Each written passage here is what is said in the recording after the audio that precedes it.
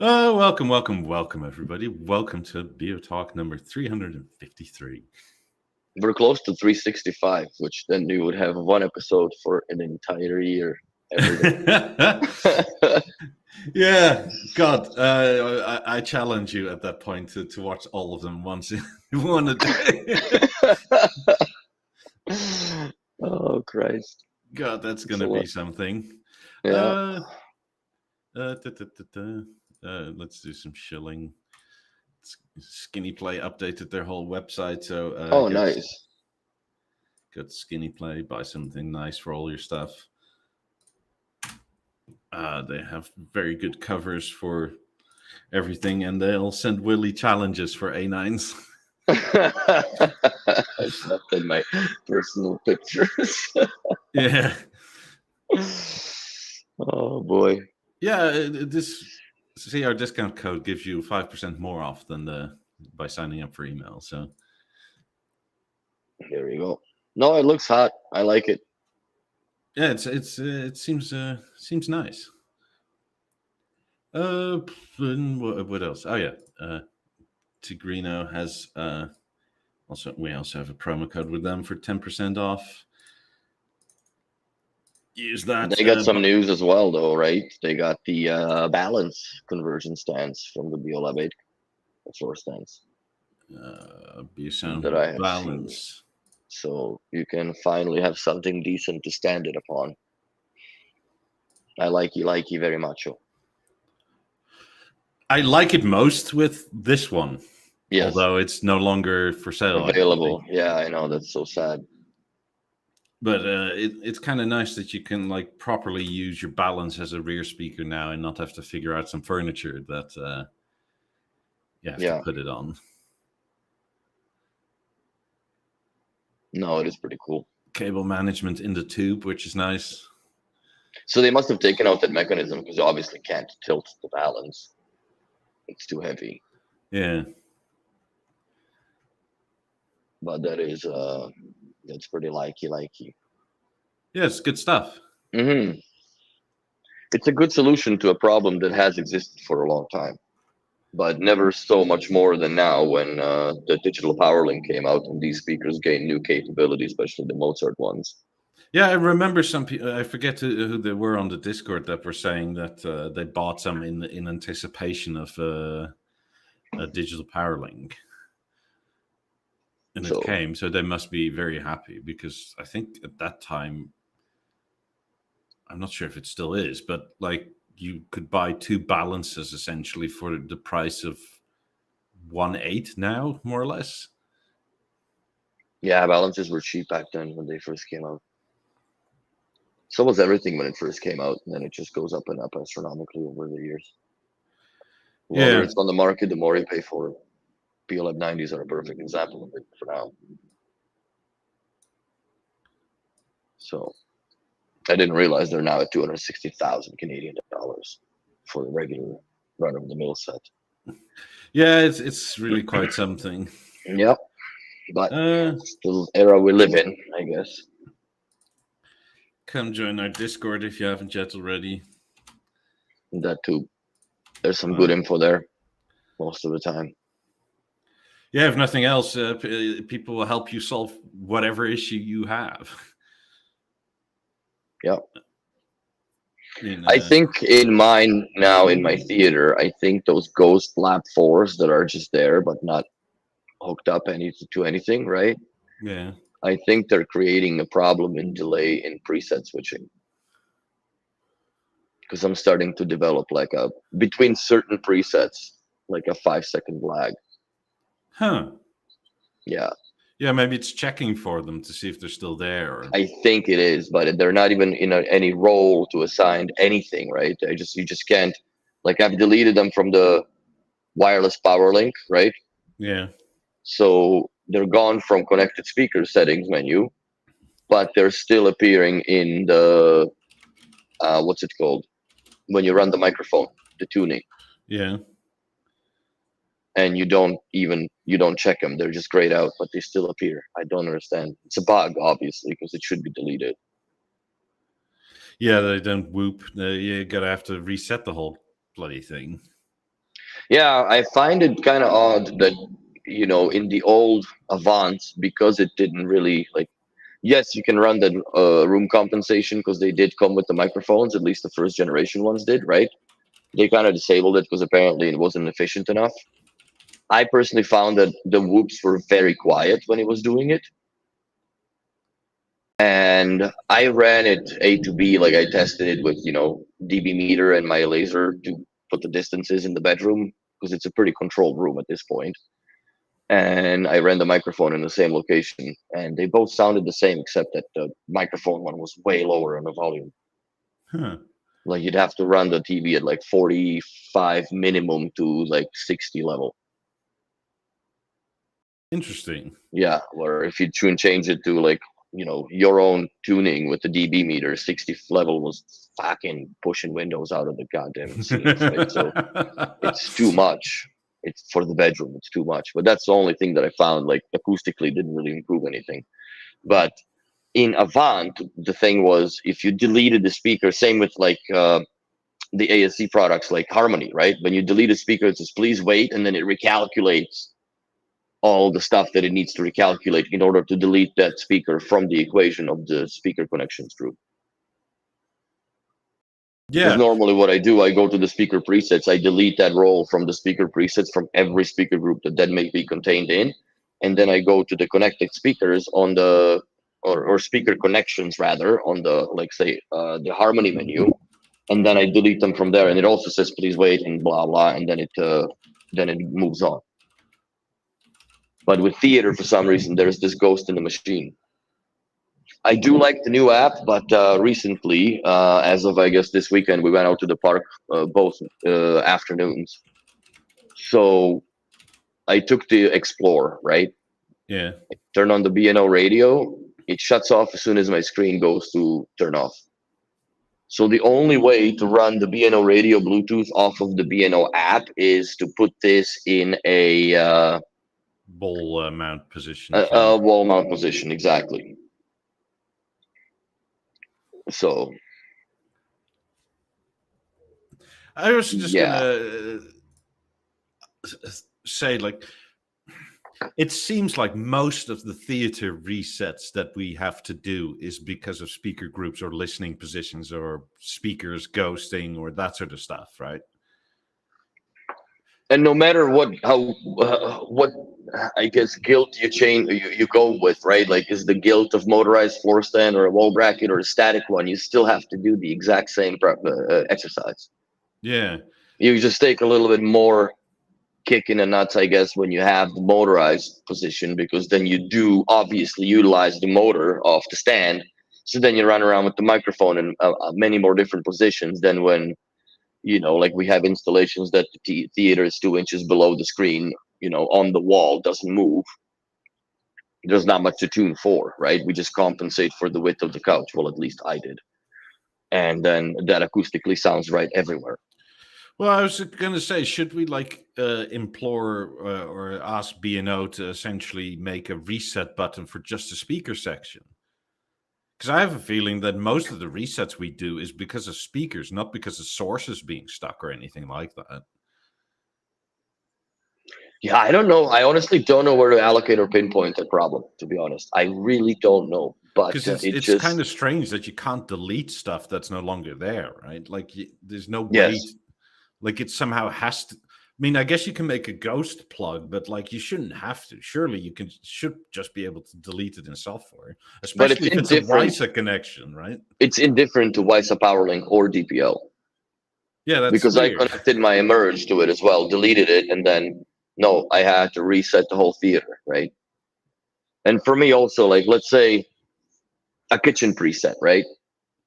Why do I have to run a microphone for, let's say, a kitchen preset where it's got freaking water running and shit going on, right? Like I'm not there to audiophile listen to it, but like I would just want to have an option to like, okay, well it's playing now. I can just turn the stand and say save to kitchen in the app, obviously not in the remote control. But those are, I guess, pipe dreams in my opinion, because the way that calibration system works is it's also nonsensical a bit to me that you have to delete it with the 90s in a play, right? Because it does make them, I guess, go backwards. Yeah, I don't know. It's or 50s for that matter too. Did you delete the preset? Did you try that? Like, did you create a copy of a sound preset that you have with 50s, let's say, the room comp running, and then do the one copy of it and delete the room comp to see what the difference is in sound? Because apparently the theater pulls no, back not to yet. 50s and 90s.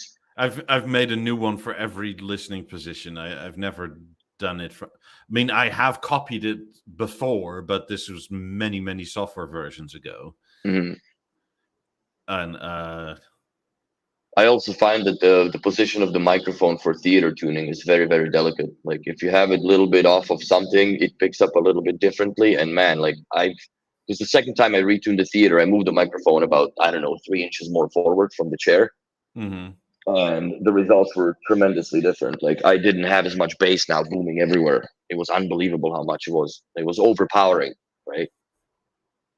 So this time it balanced out. But now I still do I reset the factory to theater and run the bloody everything Yes. all over again just so I can disable the ghost BeoLab 4s, which are not even BeoLab 4s. They're two BeoLab receiver ones called BeoLab 4s,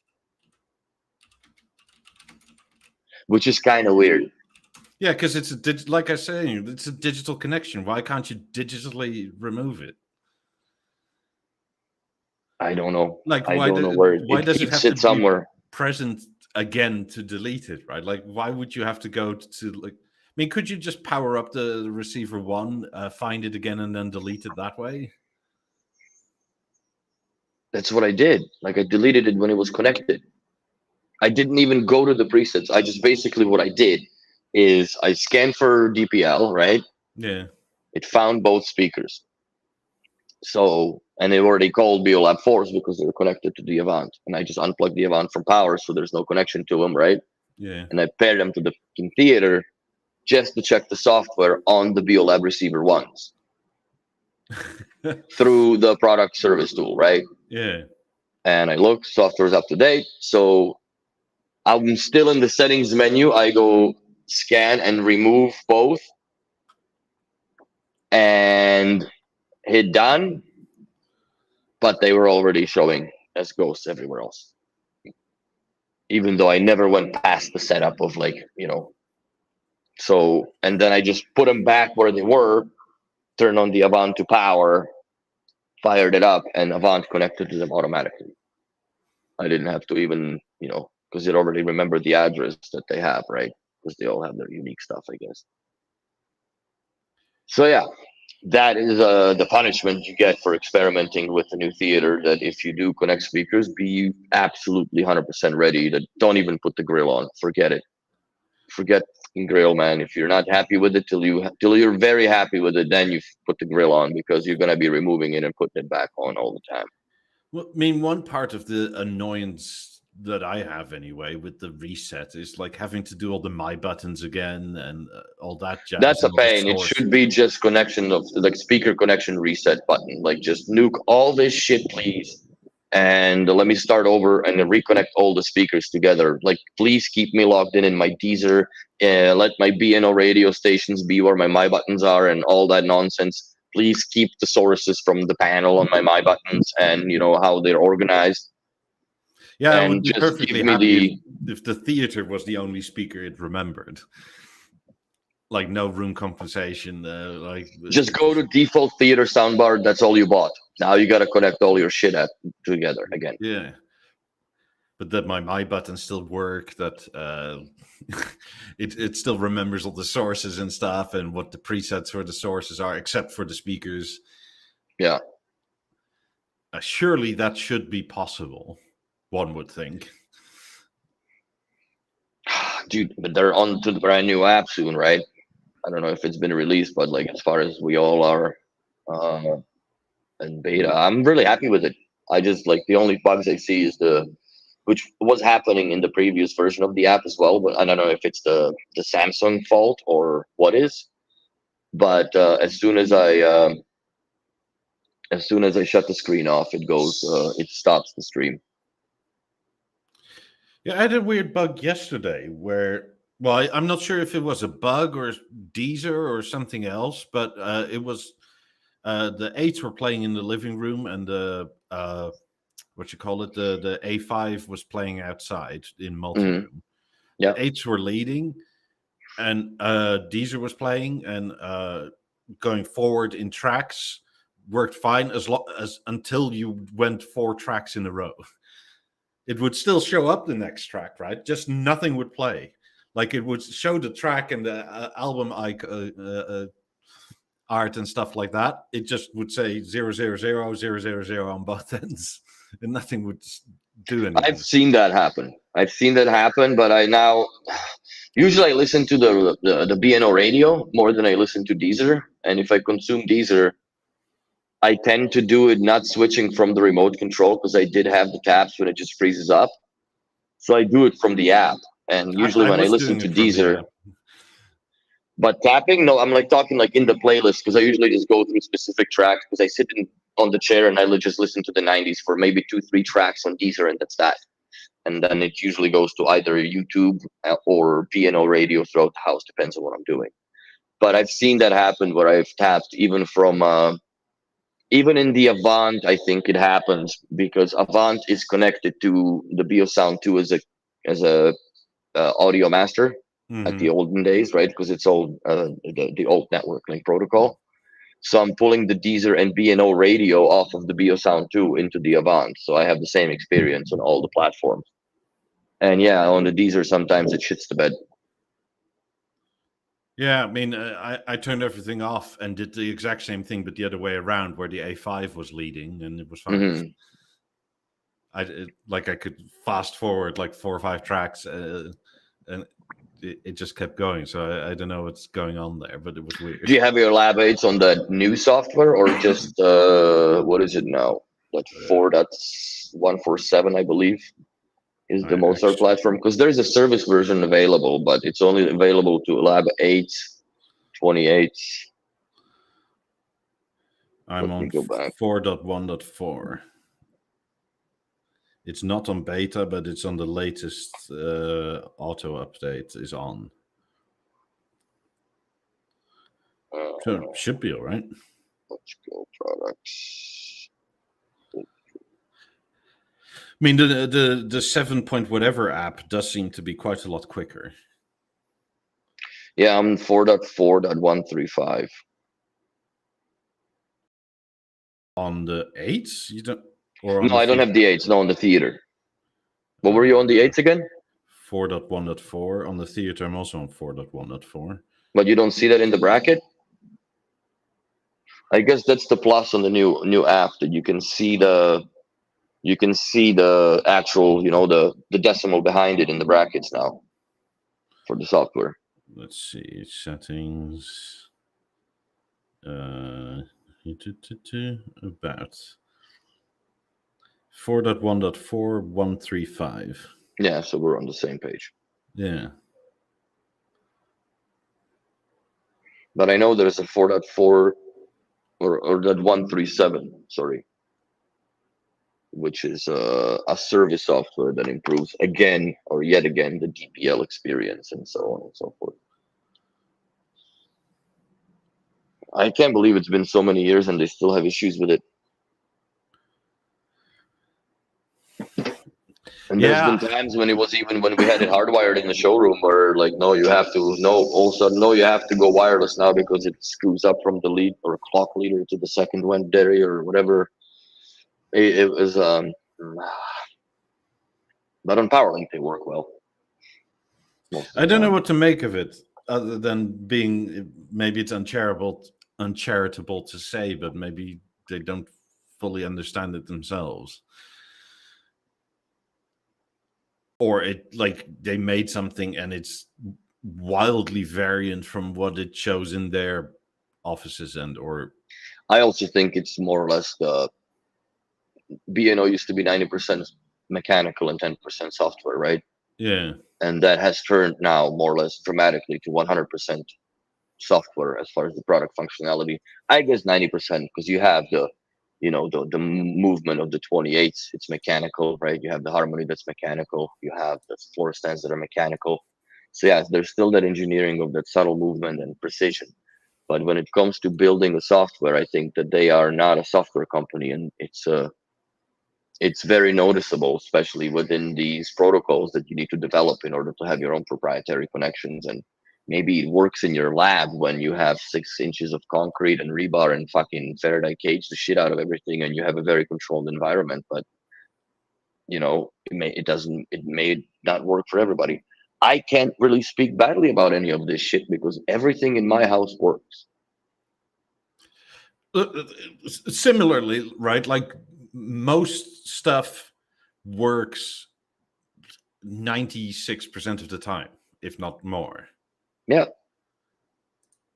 Only thing now I notice, for some weird reason, every time I turn on with the gateway, I turn on the lights right when I get in home.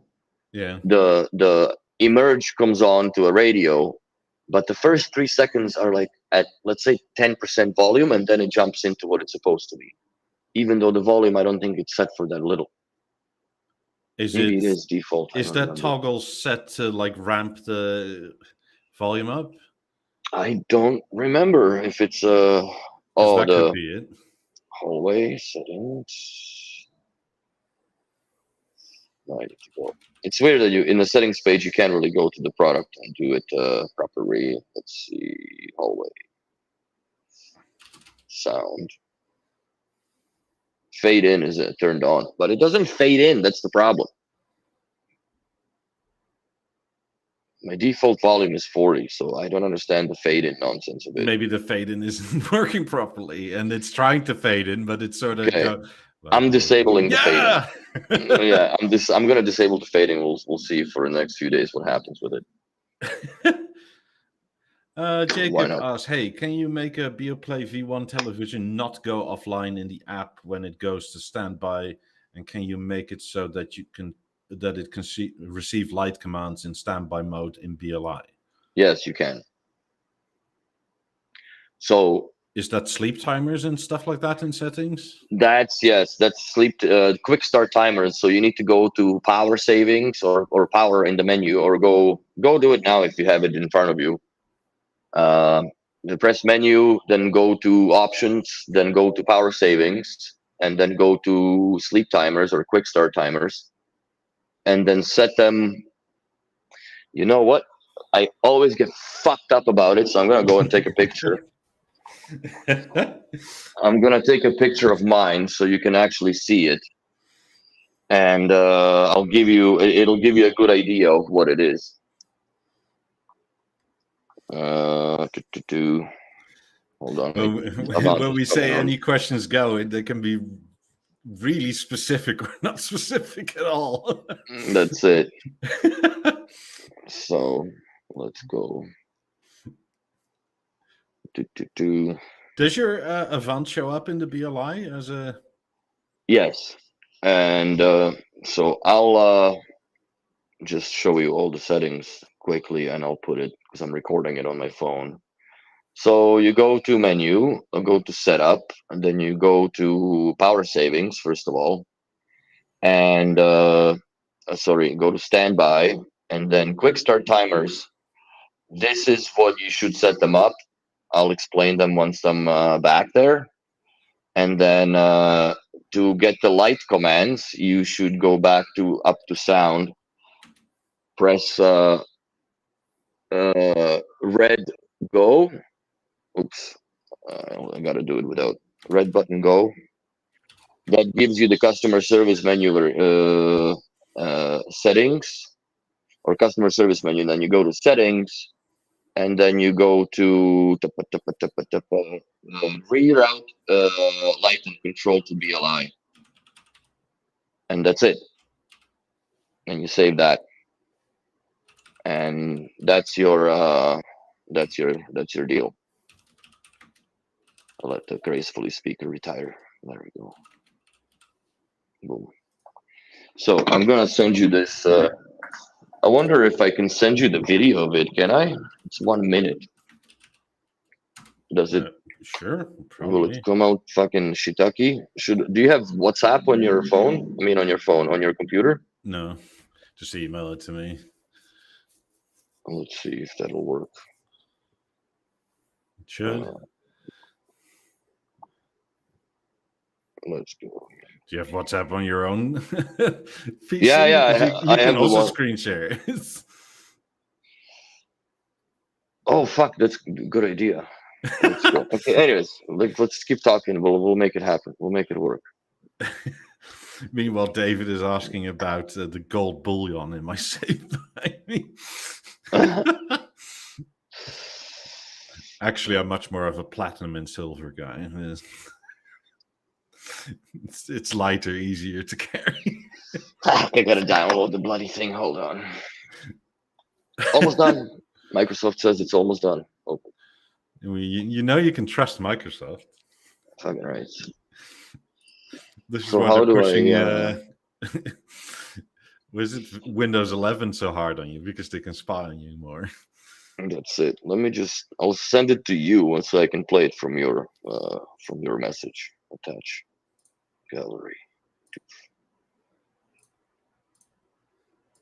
There we go. It's uploading. Woo! Hold on. What is it doing? Oh, shit. Now I gotta link this with my phone number. What the No, fuck, everybody bro? needs a good safe in their house. You always have something that is important to you. Well, let's go here. And bloody link my what the fuck? I can't believe this is so laborious.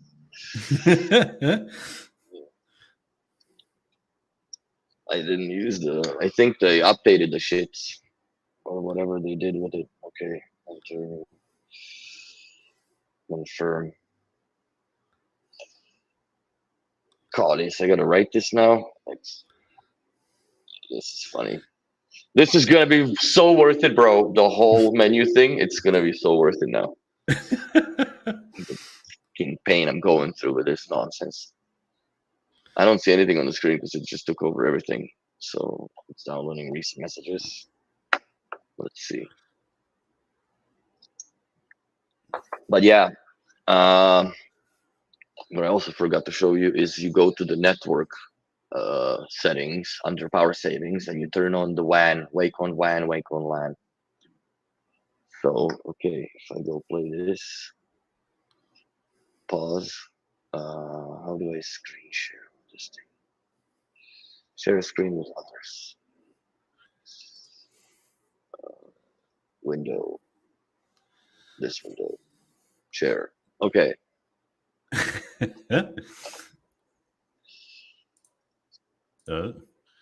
So I can, when I mute this, there we go. So there you are. The TV opens. So you go to setup, and then you go under power saving. You go to also then don't forget to go to the network and enable wake on LAN. These are the quick start timers. So start it but 5 in the morning and stop time in 1. So then the TV is powered off from 1 o'clock in the morning till 5 o'clock. So for 4 hours, it'll show you the Bang & Olufsen logo and it'll be dead to the world as far as the light commands. I bypass it for that long because I don't really watch it nowhere near between 1 in the morning and 5 in the morning. It's when I sleep. But by 5 in the morning, TV is ready to go. And to get back to the, sorry, I was yapping over that. So to get to the customer service menu, you need to go a little too back. So under sound, you need to be in the main page of the menu. See, like if it goes service for nice to know, it doesn't work. You go under settings in the customer service menu, and then down below, you'll see me scroll down, reroute lighting control. Then I have the BLI in there. The old one would be BLGW, which is BeoLink Gateway. And if you press store or OK, it'll just store it. But if you would to press right, then it would show you the list of all the devices that are on the BLI or on the network, more or less. And you just select the BLI or BLGW, depends on what you have. BLI more or less because it can't work with Mozart, the old one. So that's that. It's very, very, I guess, very, very simple to do. it's annoying how much prettier the menus are in the Avant than right? like even on your phone or. Yeah, the Avant is still a very elegant television, I tell you that. That's why I'm keeping it for as long as I can, because I just love the sexy look of it. And to me, it's more or less, it's a lot of memories from the Avant days and onward. So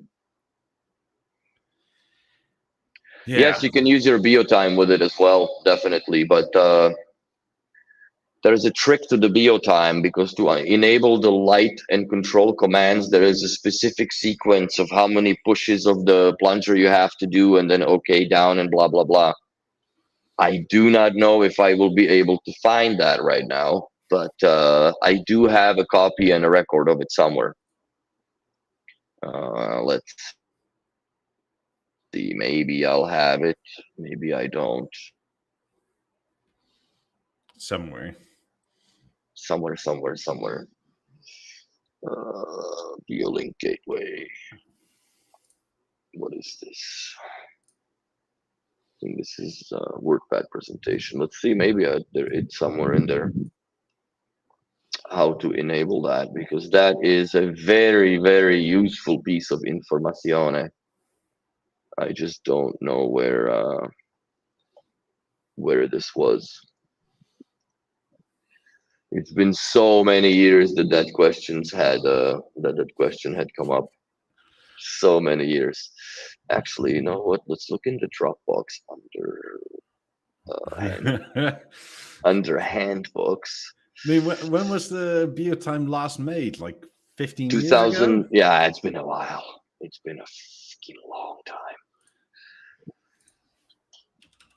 Let's see if we can find the BeoTime sequencing here somewhere. BeoLink multi-room under. Let's go through that. See if we can find it here. There's so many. The BeoLink multi-room, there is a lot to it when it meets the eye. You know what? Why don't I share this as well with the crowd, since I'm just scrolling blindly through it. Window. Let's go to this share.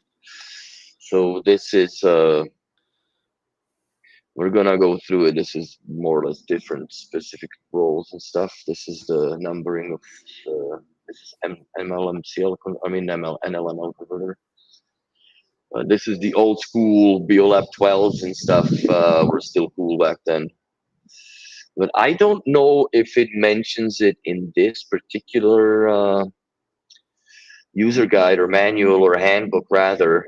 Just trying to scroll through it. I'm trying to stop that. You guys can screenshot it if you need to for each, if you have any questions for it. There's a lot to it. And I wonder if we're getting to the bottom of it. So I don't think so. This is where the moment was cool still, remember? Yeah. I mean, still cool. Well, I mean, I have one. I'm not sure if it's cool, but it's still I somewhat kept functional. one because it was at the time. It was I saw the machining process of it, and I was, man, this is sick. This is the NLML converter setting, so this is probably a one worth screenshotting for people. How do you set this up? Because these do definitely come in handy. Very old information, very, very useful information if you're still living within those systems. Like, you still have a teaser or whatever linked in from stuff.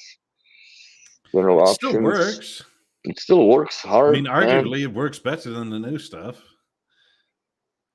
But I do not see The flute. I do not see the flute. So let's go back to that. Let me go back to. I don't have BO tips in here. I don't think. Let's go under various. No. Man, this is a tough one. Light and control modes. No, that's not going to be in there. BeoLink gateway. Installation guide, maybe.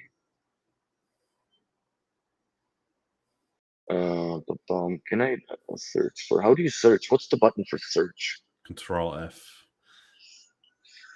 Oh yeah, It's not search, it's find. yeah. Not a word was found as BeoTime in here. No. Jacob says I have a command in the BLI that turns off the whole house when I hold down the button on my BeoTime, where I just have a BeoSound Essence Mark II with an IRI in the bedroom. Cool. Good. This one's worth sharing though. I'll put this on here. Window. Oof. So this is What window? Link Room Products. This is 740. How you do the I don't see a rerouting? window. Maybe because I need to press this button. I was going to say. So in Masterlink setup, you can do it on the BeoSound 4. This is the sequence of how you do it. You put it in it's in option 0, so then it goes through the TV more or less, or anything else. BeoVision 7. You go to customer service menu. 3500 is pretty interesting. It has to have a certain chip in it, but you are able to do that with it. And you just do menu 0, 5, go, and then it says BeoLink gateway off. Put it to on with the up and down, go, start settings, and stop. It'll exit or exit automatically after 3 seconds. And then BeoLink gateway, you can then see the commands and such coming through, like light commands will show. But I do not see the bloody BeoTime anywhere in here, my friends, so far. This is actually good information here as well, what the LED status means on the BeoLink gateway. Or this is, yeah, it's BeoLink gateway, yes. Programming, blah, blah, blah. But we do not have a freaking BeoTime. That is some very old information. I have it somewhere on the hard drive. I'll make a point of it more or less, hopefully next week if I don't forget, and I'll try to find it, because that is a one of a kind. That's for sure.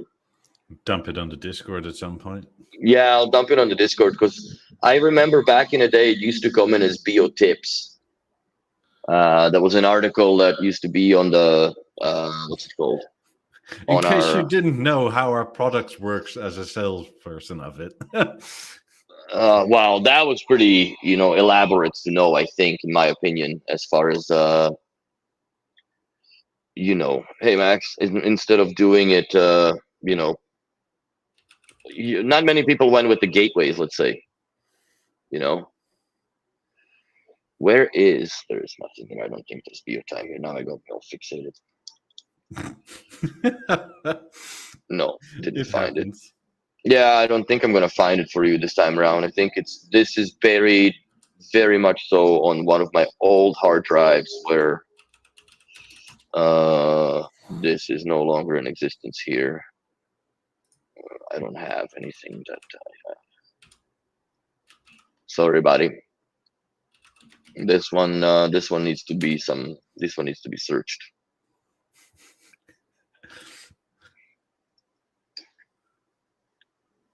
So yeah, I don't have it.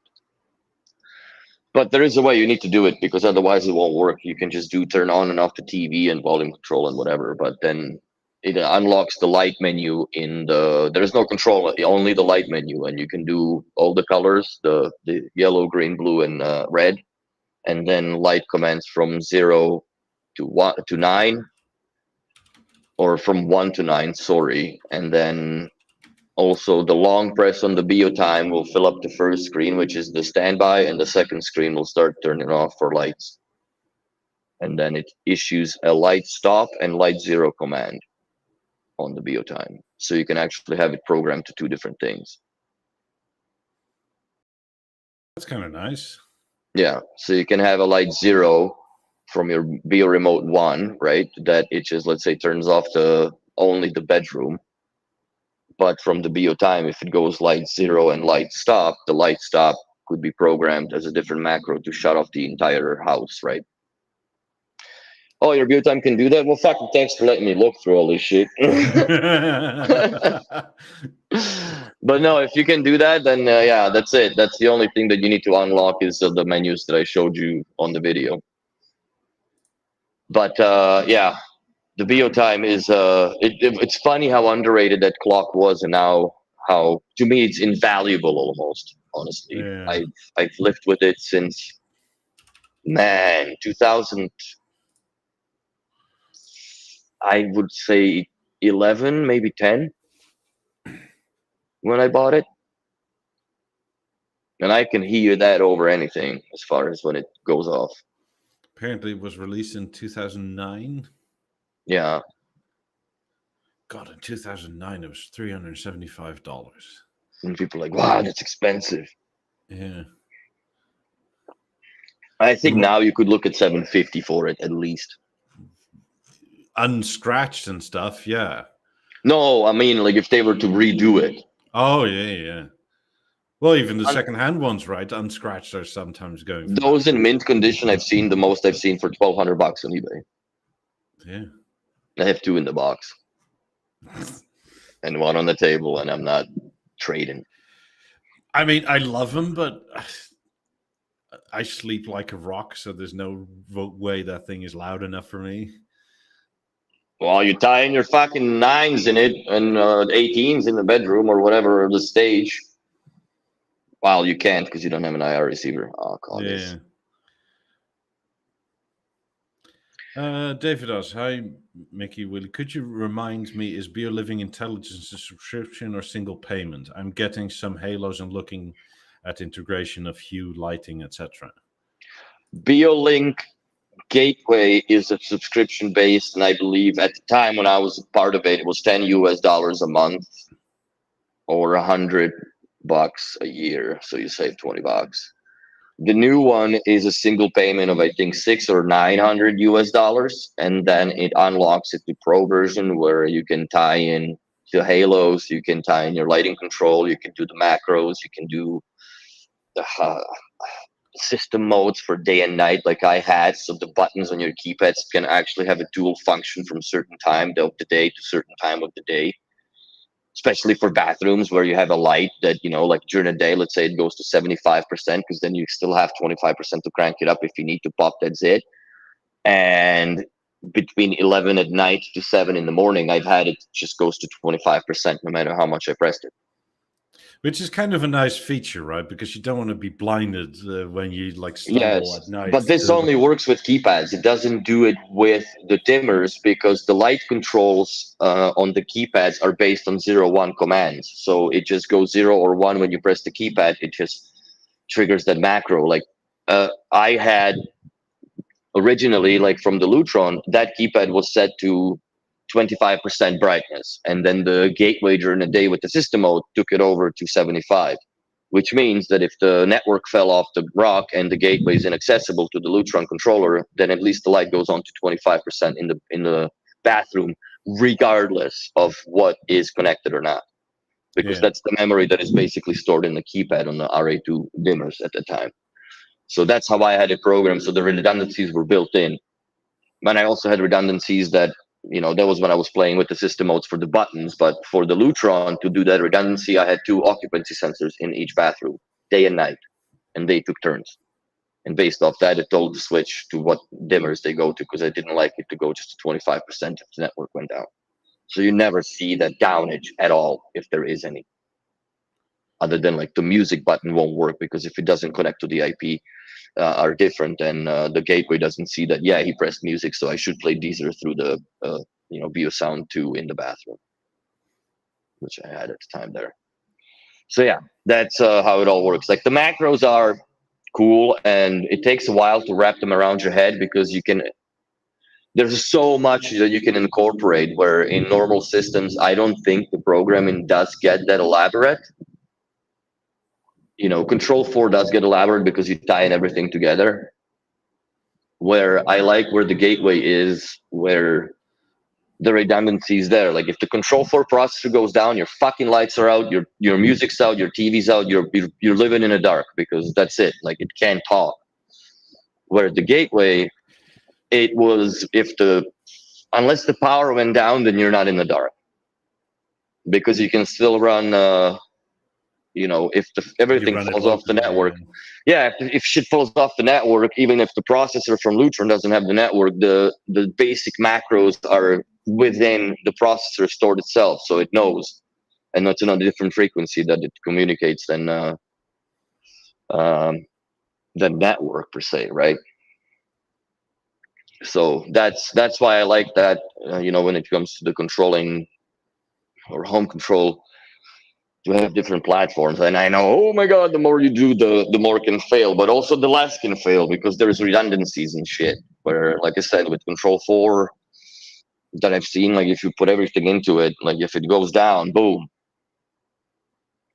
Or even worse than I've seen, where they do their server maintenance. When they do their server maintenance, and all of a sudden you're unable to program, like we found out a few years back when I was out in Saskatchewan with Chris. This is, man, like 250 podcasts ago, when I went to set up the 90s, and we tried to sitting in a hotel room trying to program the fucking thing, because you could do it remotely, but they were doing a server maintenance, so you couldn't do anything. So where can used BeoTalk speakers be bought? Well, anywhere, I guess, online, or depends. be careful what with it. country are you in? And that's a big, that's the first question. I mean, one of the better ways to do this is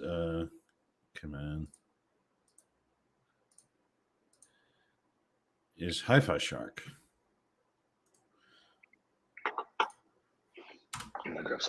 Hi-Fi Shark. We've talked about it before, no? Yeah. And then I'm using an ad blocker, you dicks. And then you can search by what speaker you want. Let's say a 12.3, right? And it pulls up from everywhere in the world, isn't it? Yeah, and then you can set it to what country you want or what region.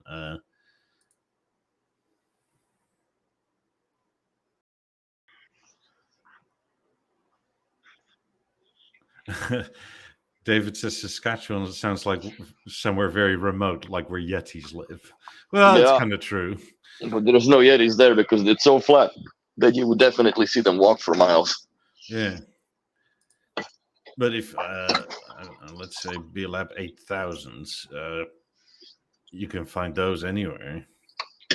Yeah, those are pretty popular. But then again, be careful of the grills, because the grills are usually, at this point, like, depends where they were. But if they're sun damaged, then they're toast for sure.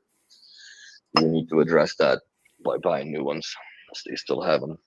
Ziga says, I'm still undecided which ones I should go for. I've been very impressed by 28s. Is the jump to 50s or 90s worth it? To 50s it is.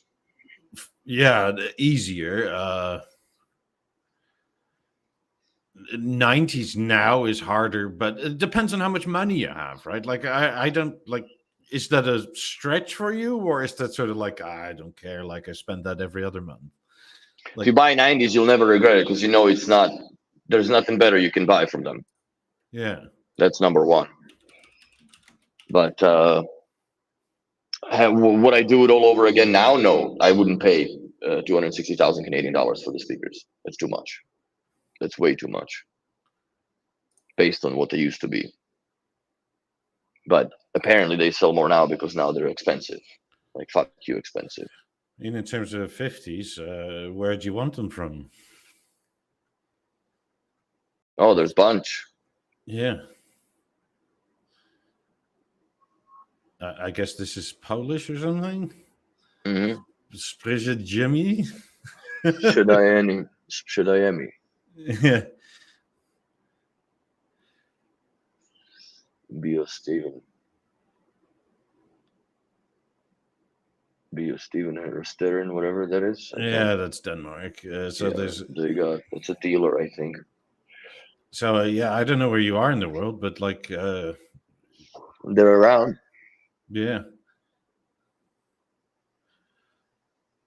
I mean, 50s are secondhand are really cheap compared to retail, which is not that surprising because they're so expensive now, right? They didn't used to be sold at the current retail pricing.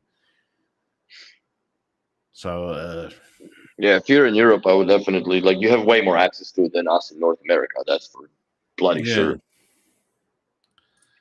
But whatever floats your boat. Regardless of if you can or can't afford the 90s, first measure all the doors to where you're going through because that could really stop the purchase, man. And I have had to move those speakers where they literally had to come off. The crowns had to come off just to fit them through the narrow ass door, right? But then welcome to Montreal and old homes. yeah, They didn't know what 90s were in freaking 1490s. So I mean, with a name like Ziga, I think you're probably in Eastern Europe, so you're probably closest to like what Germany or something. I mean, it matters where you are in Europe at what sort of price you're looking at, because the UK for some reason is a lot more expensive than continental Europe. Yeah, if doors wouldn't be a problem, then you know what? If you can spring it, you'll never regret it. I can guarantee you that. Unless you buy them in black, because I'm not a big fan of the black 90s. They're too bulky looking, in my opinion. It depends on how big your house is. I do like them, but for look in a room your size that you have, right? No, I wouldn't go for it. No. But if your living room is, I don't know, 10 by 12 meters, right? That wouldn't look so enormous. So, yep, indeed. So even there's a lot of 28s too. There's quite a bit. No, he doesn't have the 28s. Long time ago. I bought another set of 50s. That's it. It's better math acoustically as well. I have a set of 50s fronts and rears, which is it's not bad. In terms of pricing, I wouldn't recommend it, but in terms of awesomeness, I would. It's yeah, it definitely makes a difference. 450s definitely make a difference. But yeah, there's a lot to pick and choose from, that's for sure. I mean, you can go for 90s. 125 in Poland. I don't White know what and walnut. A bespoke. Now they're bespoke atelier. God, yeah. Yeah, that's probably the buy now price. I don't think they'll actually go for that. Where are these from? Click it. North America. Well, US actually. Mm-hmm. Then you have these. I don't know why these on. This is probably the auction price. Could be. I mean, there's no way. Like here in Belgium, there's 70 grand for a pair.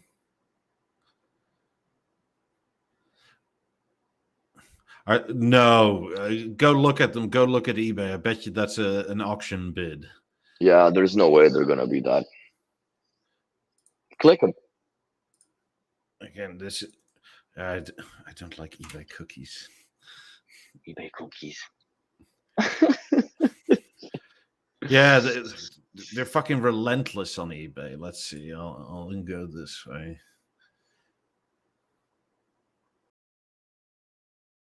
Yeah, but you won't buy him for 32K. I'm sure of it. Because even if there is like, he probably has a reserve price on it, so then you can back out of the deal because that's a suicide just to sell them for that cheap. Unless they're from one of the California stores and they're just dumping them because there's nobody that wants them. Or it's really the size that dominates and dictates.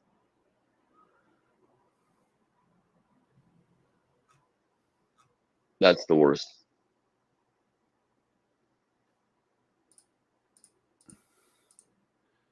Let's see. What year are these from? Oh, 2019. Okay. That's not that bad.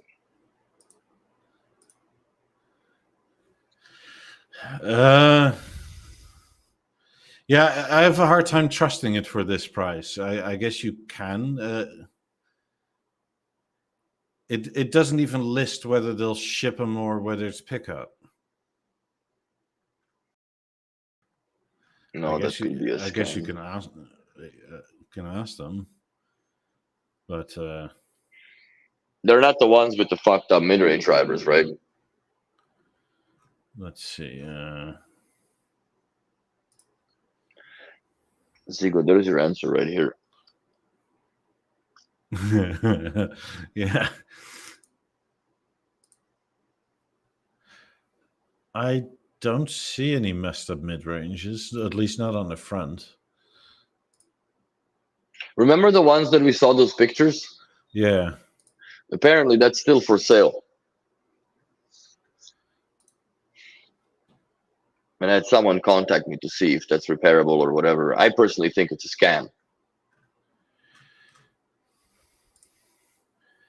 Or these speakers were water damaged in some way. There's no way that the glue just gives up like that. Do you think the sun damage would do it? No. I don't think so either. Not unless you sit there with a fucking magnifying glass. Yeah.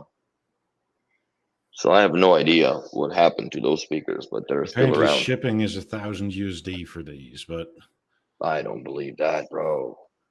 God, I would never buy this with a bank transfer. This is a credit card with a massive limit, and Yeah, no.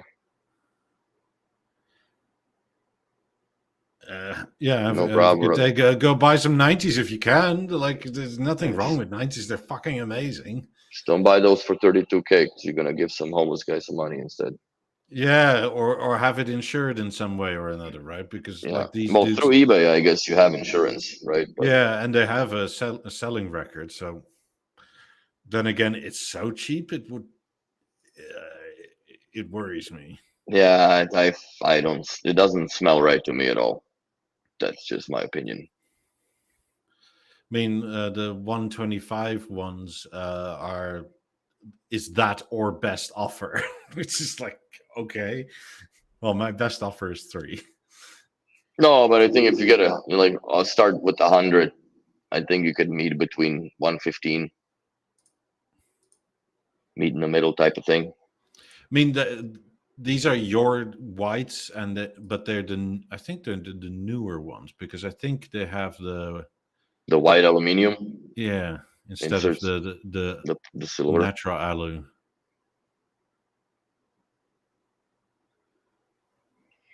See, yeah, he bought Denali says he bought a speakers on eBay and got scammed.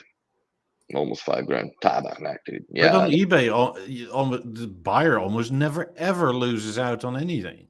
yeah. I don't like you should have just gotten the money back or reported it. I mean, you know that. You sold shit on eBay. People scammed Yeah. you all the time by saying it didn't arrive when you know it did, right? And eBay just says, fuck you to the seller.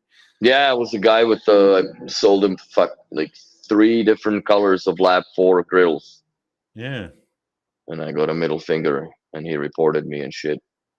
Yeah, and eBay just didn't give a shit. So lessons learned. But that was I shipped it to China, which fucking took forever too. Yeah.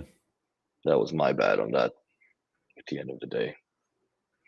You live and learn, man. But yeah, I know how to navigate the eBay nonsense now, and if it doesn't smell right, it definitely ain't. Yeah. But it depends, I guess. For speakers, it depends what speakers, right? Like lap 5s, I don't think I would go for on eBay because you never know how abused they were, whatever. Yeah, local sales are the best. Or, I guess if you live in Canada, inter-province, if you live in states and interstates, because what is it to you to, drive to fucking 2, 3 states over to save a whole bunch of money and you can actually check it out and see instead of, hoping on a miracle to show up, I guess, or that the person is decent. Also, pictures never do the justice. Yeah. mean, you don't even know if the pictures are actually the pictures, right? Like that's another thing. You can never really tell that because, Yeah. like, God, the 90s have been out now for what, since 2015? Yeah. So there's like 10 years of pictures around, right? Like, There's a lot of stuff, a lot of images, a lot of close-ups and blah blah blahs. And you never it's know. look, my pictures were used for the sale of somebody else's 28s. Yeah, that's fucked up. I remember that. That somehow ended up on like eBay Germany or something. It's just like, what the hell? I had that guy. What's his name? I don't remember now. Skynex AV or something on Yeah. Instagram. He poached some of my shit before. I don't know, it was years and years ago. Like, I mean, what are like you doing, if bro? it's for like, I don't know, Instagram clout or whatever, I don't really care, like attribute it, whatever. But to use it as a sales tactic is No, that's that's deceptive. yeah, that's I bollocks. don't like that at all. Let me push it. Let me grab some through the machine. But I mean, it is what it is. You can't really stop it. Like, I'm not going to No. watermark all my stuff. Like this, I just don't have the time.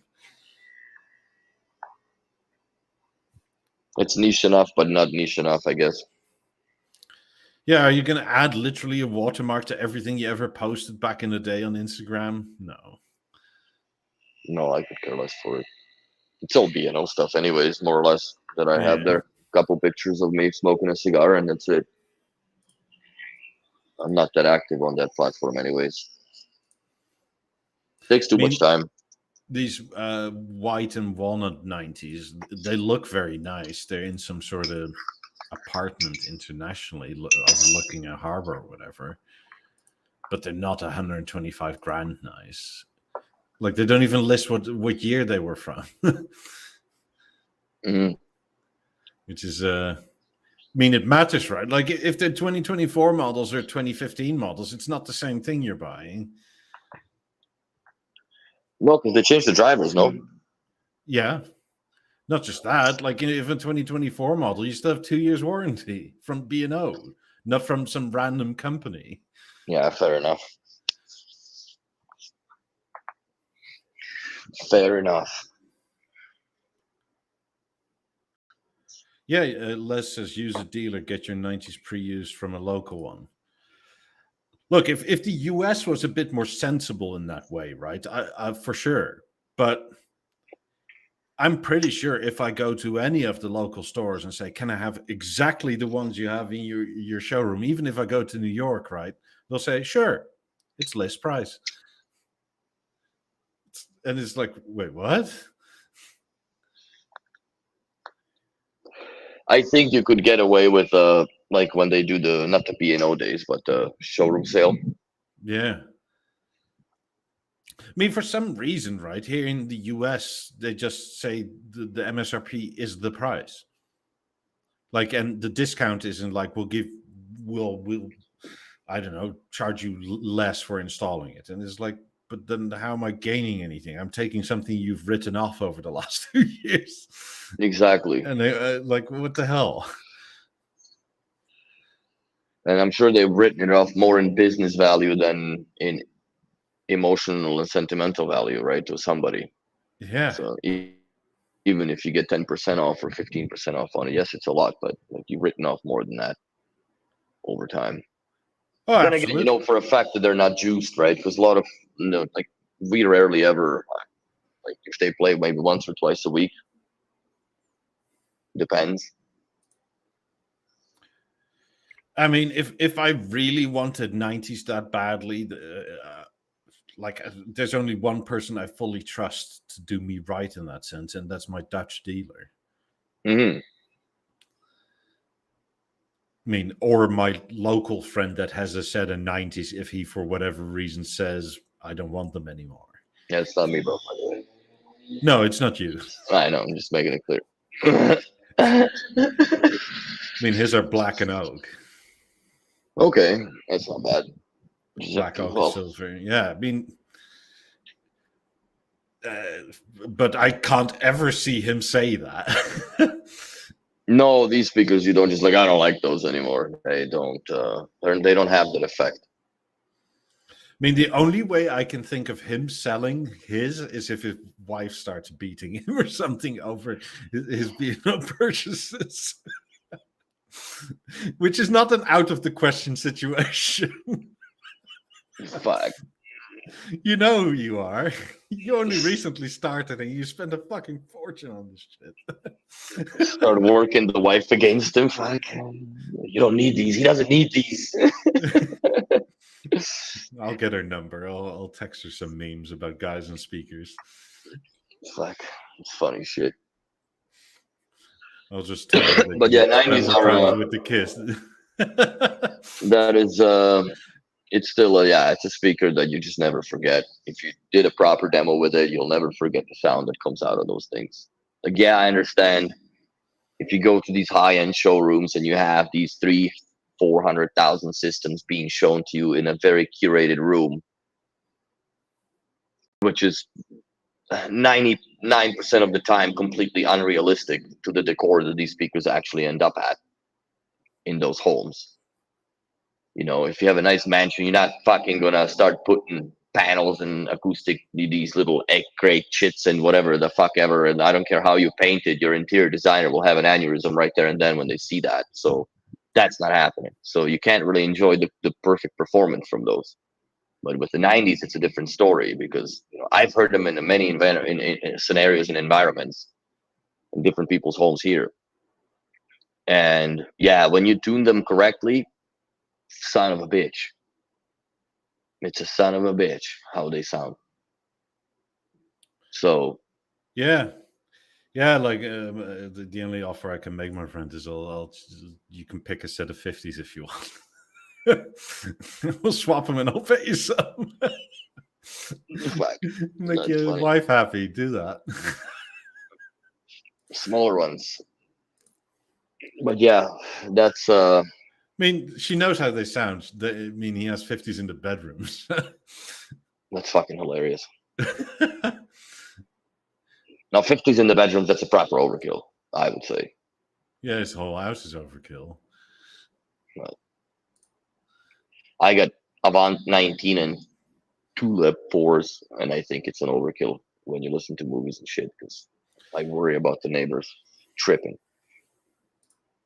Yeah, my neighbors don't hear shit. Like, I have new front doors now, so I have to redo everything. Mm-hmm. Because, like, my new front doors, they muffle so much more sound. Like, I can't hear cars drive by anymore. That's cool.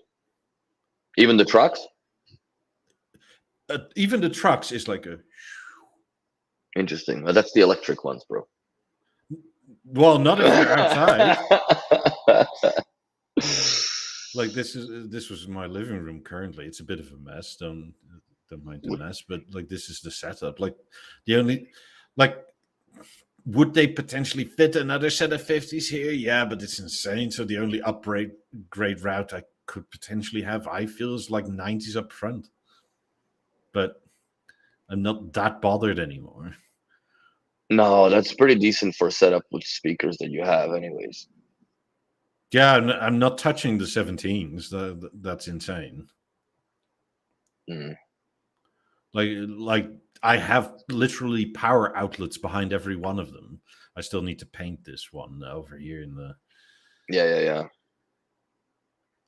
like wall color. But I mean, like, what else am I supposed to do? Like, what did you run through the ceiling or the attic? Oh, for the 50s in the back?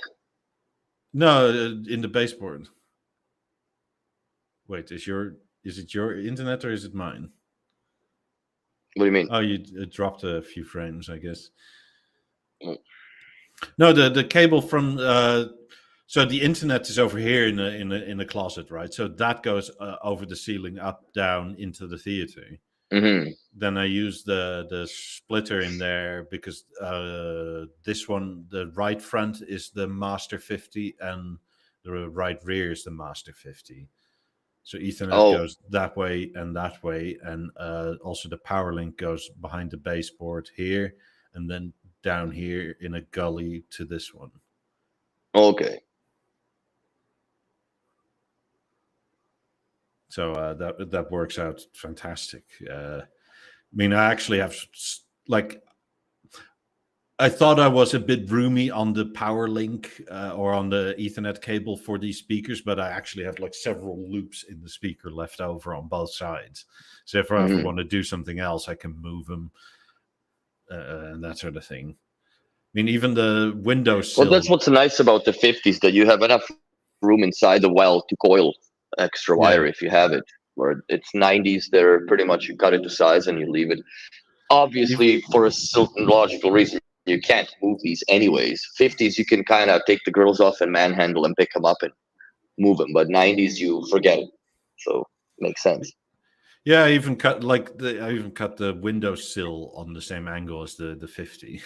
Nice. So they sit perfectly. It gives them a slightly bit more room to, because the room is not entirely square. Like this area here is where the kitchen used to be. Mm-hmm. And I moved that whole kitchen to the room essentially behind the camera perspective. Yeah, yeah.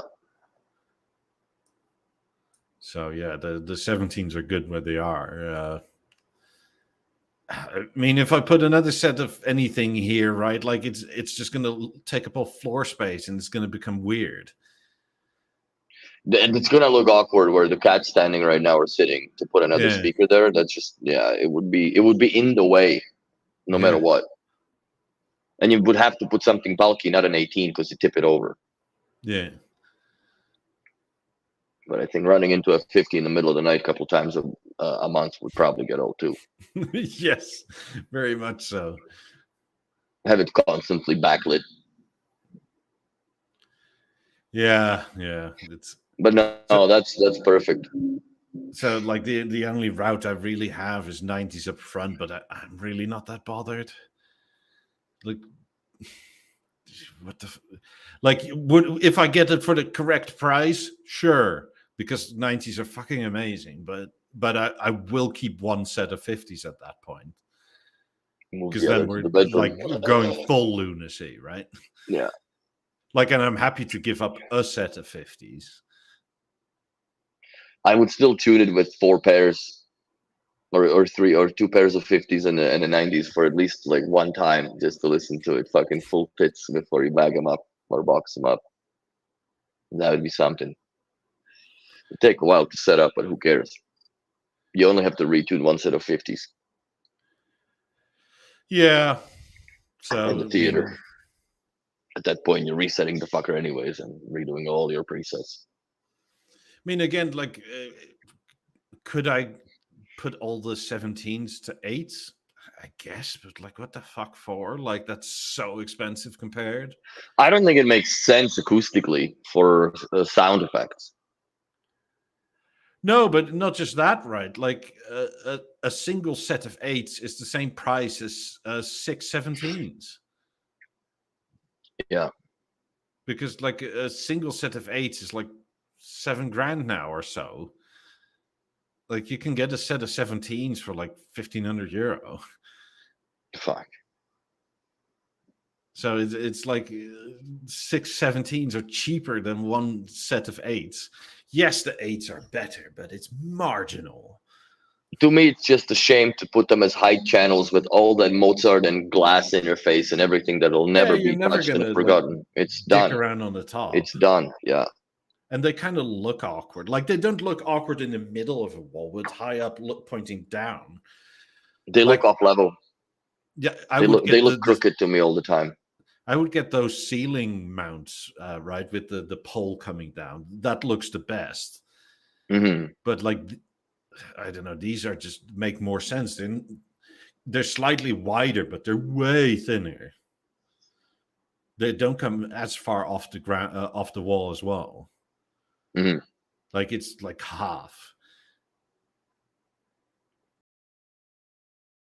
So yeah, it's the living/dining room. Yeah. I'm Do you very have the rear pleased with. 50 set of stereo just for the dining?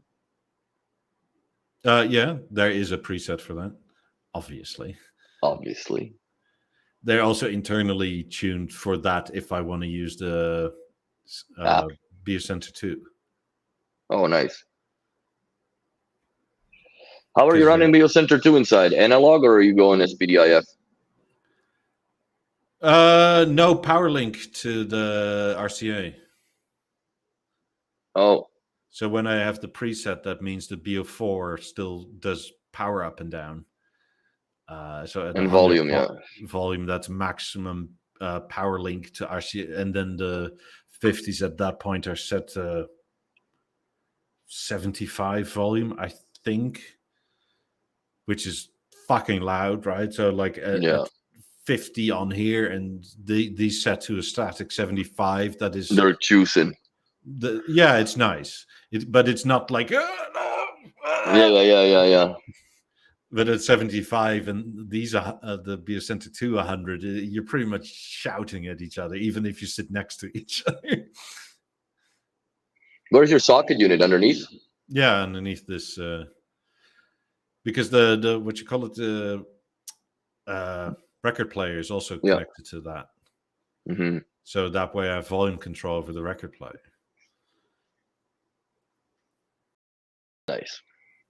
I mean, this is how I had it in Europe as well, except now it's rear speakers instead of the front ones. That have it. I mean, I could connect it all to the theater, but I kind of don't want to. Yeah. I just don't like that USB-C connector in it for the line input. It's so and it's so flimsy that they made it long enough just to bend, but short enough that if you put the connector on it, then it's a bitch to put in anywhere in the connection panel to hide it. And I also find sometimes that it just somewhat picks up something, buzz or whatever, or static, and it switches the theater into the line input if you have it in an auto sensing mode. So I always disable that. It doesn't disable the source, it just disables the auto sensing, so you can still use your Beo remote and turn on. Yeah, I have one of those cables from Steve, and this is actually the only cable I've had perfect luck with. And you can buy them on if you're in Europe anyway. You can, like you can buy them on his website, soundheavenly.co.uk, if I'm not mistaken. The B&O cable is kind of like, this is also much more rigid. Like, it's easily bendable, but it's more rigid. The B&O one is kind of floppy. It reminds me of the cheap Apple charger cable. Yeah, pretty much. So, and it's like I said, it should have been much longer. They should have put like a 3-footer supplied. It should have come with the theater if this was the only way to connect anything to it. Mm-hmm. I mean, that's another thing. Like, it's not necessarily detrimental to quality, right? But like, I don't like that it's RCA to 3.5 mil. Yeah. Like that's like, and you're just stacking up connections to connections at that point. Likely introducing buzz at some point too, and that's where. Yeah, especially the 3.5 mil connection is not the greatest, right? That's partially why everybody got rid of it. Because sometimes you can get static by just literally turning it without uncoupling. That's what I was gonna say. It oxidizes the pin connectors, and when you turn it, it crackles, and yeah. It's it's weird. It's obsolete, but it's still around. It's still widely used. I just think that they should have either gone with an RG45 shielded input. Yes. Or, which I think would have made sense, because then you can just use the RG45 to RCA connector directly to whatever with their own B&O cable. You can buy, I think, a 3-meter one is the longest they offer, which is more than enough to connect something auxiliary to it. Yeah, it wouldn't be for my setup though.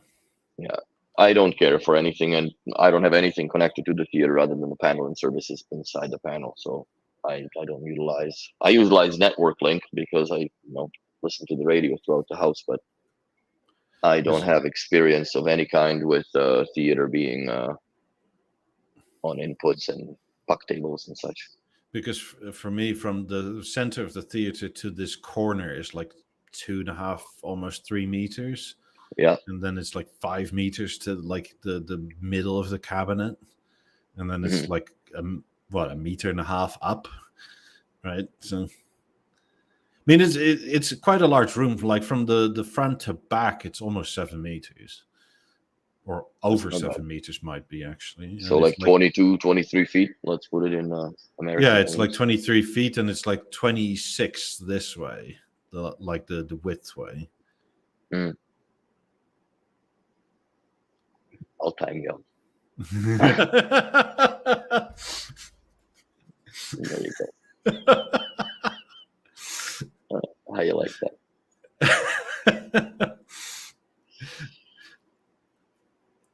I mean, this is not the way the Americans around here designed this house at all.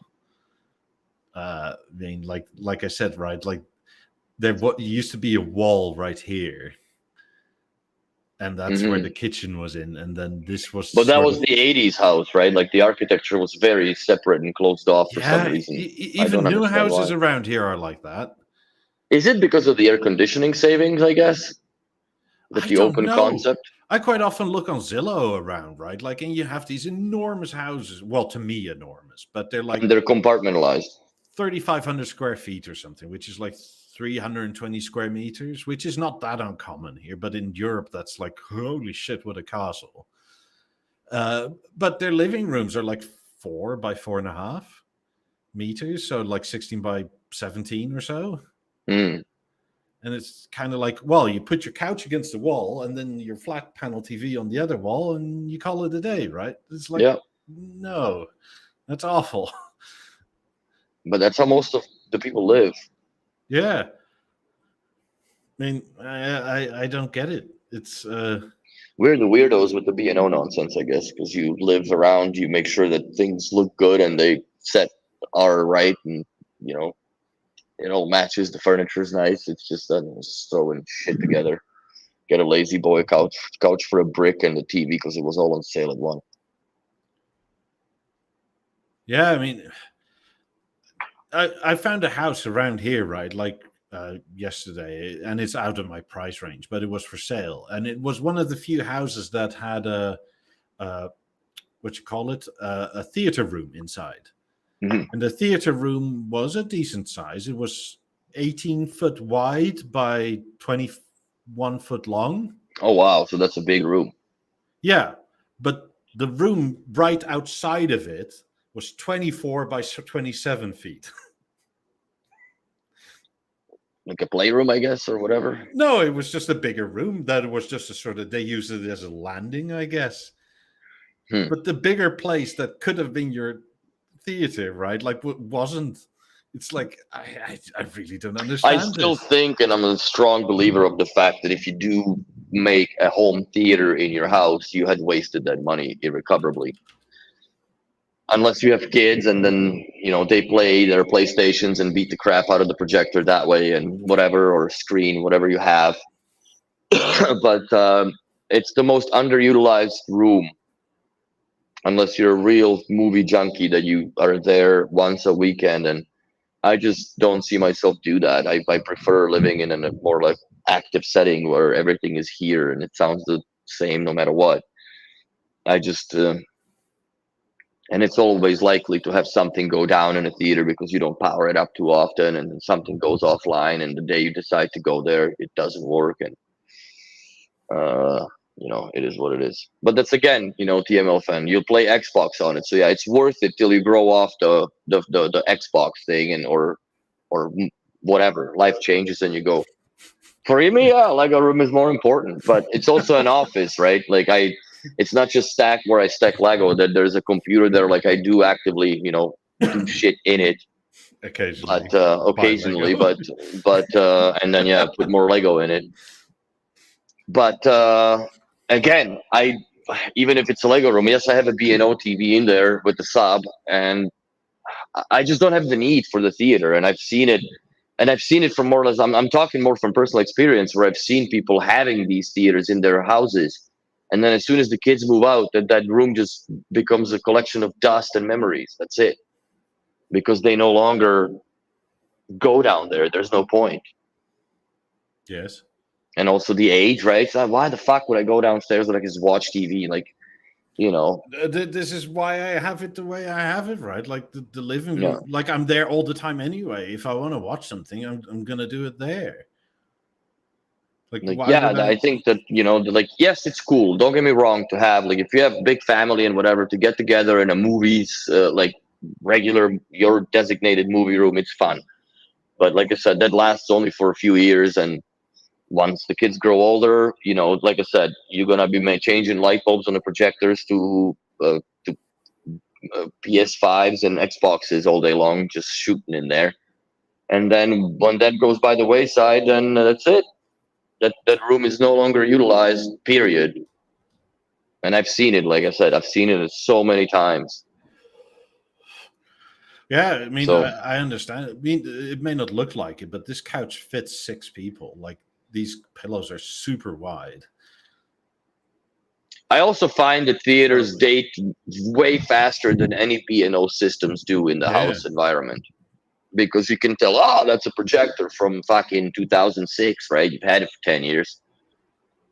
And then the weird built-ins and stuff like that. And yeah, and the speakers in the walls, and it never sounds as good as normal systems, and it'll never sound as good as B&O. You can guarantee that. But, to each their own. Again, to each their own. Some people decide to drive their Ferraris on the shitty roads of Montreal. I would never have the heart to do that. Yeah. But if you want to drive it, you bought it for drive it. So, and if you enjoy that, you enjoy that. More so than like 90s, you can sort of tell by this white area that what I'm actually looking forward to. And that's a 98-inch OLED because that fits within this white bit. Oh, it actually completely blocks it over? No, it's like 2 inches here and 2 inches on the other side. Holy shit, that's a big display. Yeah, this is 83. It doesn't look that big in this room. But I can't wait for 98 inches. But I'm not. Currently, it's 90s money for something that will degrade in like 5 to 8 years. So I'm not doing that. Once they're No, displays are not where I think that technology needs to wait its course till it becomes cheaper. If it's mini LED, but as soon as it gets more to like, I don't know, 10, 15, I'm more willing to think about it. Because we don't have cable, right? Because like, who watches cable anymore? It's all ads. Yes. And it's I don't like have in this cable country, at all. it's all ads about drug companies and about, I don't know, do you have restless leg? Take this, it might kill It's you. pharma and lawsuits. Yeah, it's pharma and lawsuits in US is really what the commercials are. But here, I find that a lot of people that do consume, let's say, Bell TV or Videotron here that they get it because there's a Crave or whatever subscription app included, or they have a Netflix account, and they're using that little Android freaking Raspberry Pi with HDMI output with very inferior picture quality compared to what you can get from Apple TV. But then again, that goofy box is the gateway for your subscriptions that are enrolled into your cable TV bill, that you don't really watch the cable, and that they're fully aware of that. So that's why they tack on more and more subscription services to things that are built into the box itself, even though you have Apple TV. And this is what's funny when you go to the people, right? Because you set up the Videotron and then they press the menu and there's the Apple TV and Netflix, and then they complain like, it doesn't look as good as when my kids come over. And I'm like, yeah, because your kids are logged into the panel with their Netflix account, so they bypass the nonsense, and it looks much better picture wise. And then there's people that have also Apple TV attached to that. So then there's 3 Netflix that you have as far as picture is.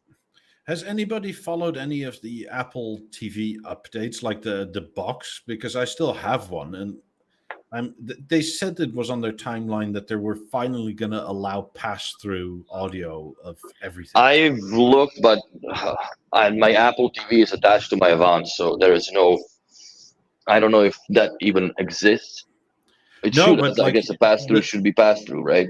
Yeah, but the Dolby True HD and stuff like that, right? Like the audio was always LPCM out. Mm. But I think the update notes should say that. I'm just not sure if they've done it yet or if that's later this year. Because at that point, I'm very much willing to start using my Apple TV again instead of the Fire Stick. Well, the Apple is what, on 18.5 version now, software-wise? I think so. That's what I looked, because I was with my girlfriend's yesterday looking at it. I always, like, I police the software updates, fuck. Because it might as well be up to date. At least they didn't bone up the freaking CEC protocol like they did Yeah. a few updates back. That was bad. I mean, the Fire Stick is fine. It's just kind of a bit annoying that it's tied into everything Amazon, right? Yes. I mean, I don't have a huge preference for either, really, other than the Fire Stick does all the pass-throughs. And it always has, like, and the screen. And you can jailbreak it, I guess, and have it, whatever.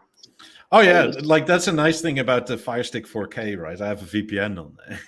Yeah. So you can set the Fire Stick to different places in the world, and that way you get the different Netflixes or the different YouTubes. Or yeah, I have a few clients that have that with the theater. It works well. I mean, I think if you set it to like Poland, you barely get any ads on YouTube. Oh, really? Yeah, because Poland has a bunch of these laws that like you can only have so many ads and so much screen time or something like that. That's good. Yeah, because here it's limitless and it's getting very annoying. Like they basically push you over the edge to the subscription.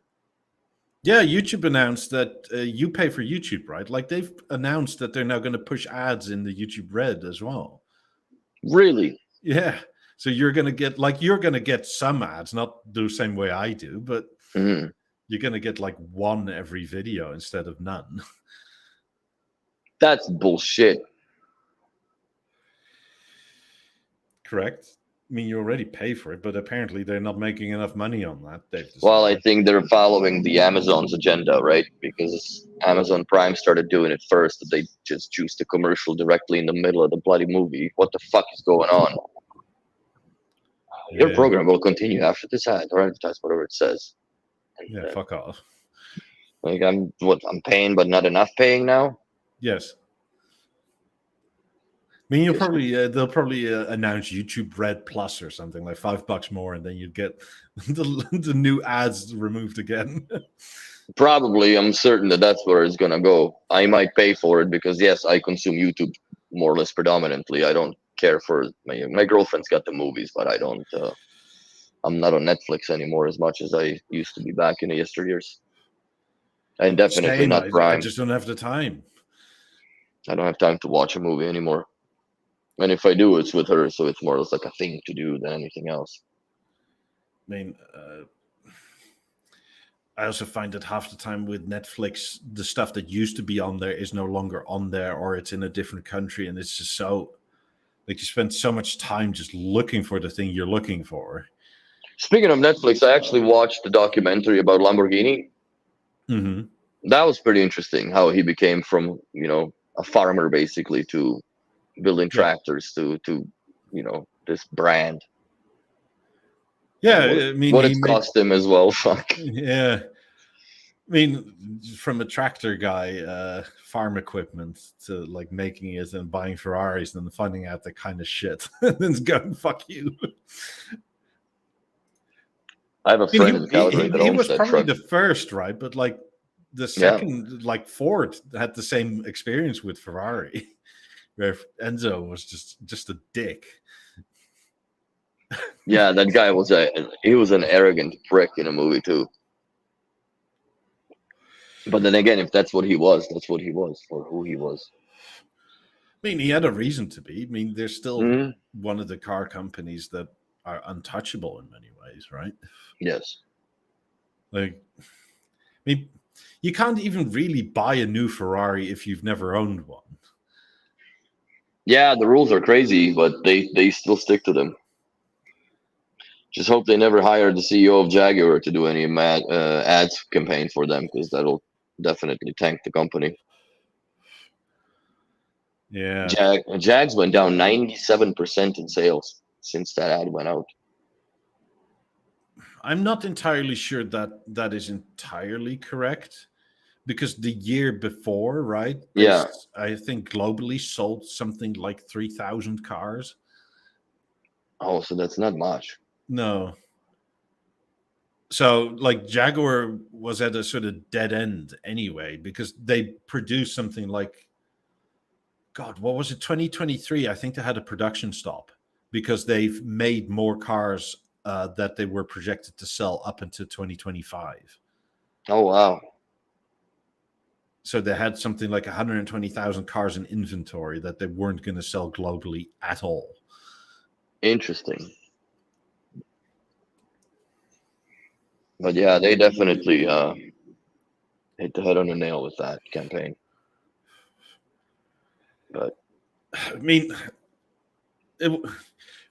yeah, like I'm not liking it. Don't get me wrong. I I just liked don't like the new design of the car, man. It looks terrible. Like that new electric car they came out with, it looks absolutely horrid. Yeah, but nobody was buying their shit anyway. No, Look, no. there was a point in time where my dad had a Jaguar, right, and it was a nice enough car, but the mechanics were okay, but a lot of the electrical was very fucking iffy. Always problems or Well, I mean, it sort of worked, mm, but it wasn't in the class where you would expect it. Like the engine was generally fine, but it was like other things. Like all of a sudden, the latch for the drop top wouldn't fully latch, and that would mean it would open again. So you would like have to manually do it, right? Stuff like that. Like, and it's all these weird sensors, and the steering column felt like it was attached with duct tape. oh man. Speaking of sensors, now the cars are overloaded with it for sure. Yeah. I hope they go back to buttons for air conditioning and climate control. I don't like the screens. It's too much. Too Well, you much don't time know on. if you're Like touching it. no, That no, you don't know. You have to look at it. So how is that not distracted driving? it is. I mean, it seems like a bunch of brands, like VW, for instance, is already going back, right? Like they had like Audi, I guess, at the same thing, but I guess they figured out, like, yeah, this isn't great. Like everybody It's a hates cool it. idea, but not practical. That's where it's Yeah, at. and it's gonna break at some point. Well, if the screen shuts off or malfunctions, you lose control to like all of your comfort controls, basically, right? Because Yeah, in Audi per se, there's two screens. One is the MMI, and the other one is like full control of your entire air conditioning, seats, and whatever heating system, everything. yeah. For the same reason, I'm not very likely to buy a Ford ever, because the old Fords were like the mechanical buttons. That stuff lasted forever. But as soon as they decided to implement any sort of Touch screen nonsense, which there's yeah, a lot of it now. like my mother-in-law has a Ford Explorer, right? And the Yeah. navigation is by Microsoft. Oh God. And then 2 years, 3 years later, they decided actually Microsoft is not good enough. Let's do something else. And So now now they those people are not supported anymore. well, you can still buy them, but they break every so often. Fudge. And then now they're doing something Android based, I think, again. So they changed again. And it's like, yeah, like VWs have had their own, just like BMW, right? They've had their own thing for forever. And they just iterated and iterated. And there were hiccups along the way. There's versions that are not as good, but like pretty much everything retrofits. Hmm. So it's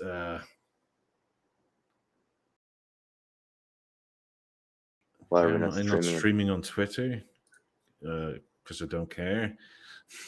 There's not a What, lot like of two or B&O three people. people that watched, basically? Yeah, I mean it's fine. B&O is more or less the thing we're after, but I mean it's vacation. It's summertime, right? But, shut down more or less anyways. They don't do much Yeah. during the summer. Ed says no screens in cars until they can put it where the steering wheel is. Yeah. I don't know if I would be cool with autonomous driving altogether, unless everybody's on it, because then you just don't have that one doorknob that's trying to beat the traffic and all the robots, right? And I don't know. Would it reduce the traffic, you think? I guess when everybody would go a certain speed, it would just, the merging would get smoother. I don't know, but I don't know. I wouldn't trust it. If it's not on the rails, fuck it. Well, No look, way. it depends. In many ways, who's liable, right? At that point, Yeah. like we still haven't fully established. Like currently, it's still that if you are, let's Tesla, right? Like or the Lucid, right? If you go that autonomous driving route, you as the quote unquote non-driver driver are still one liable for an accident. Yeah.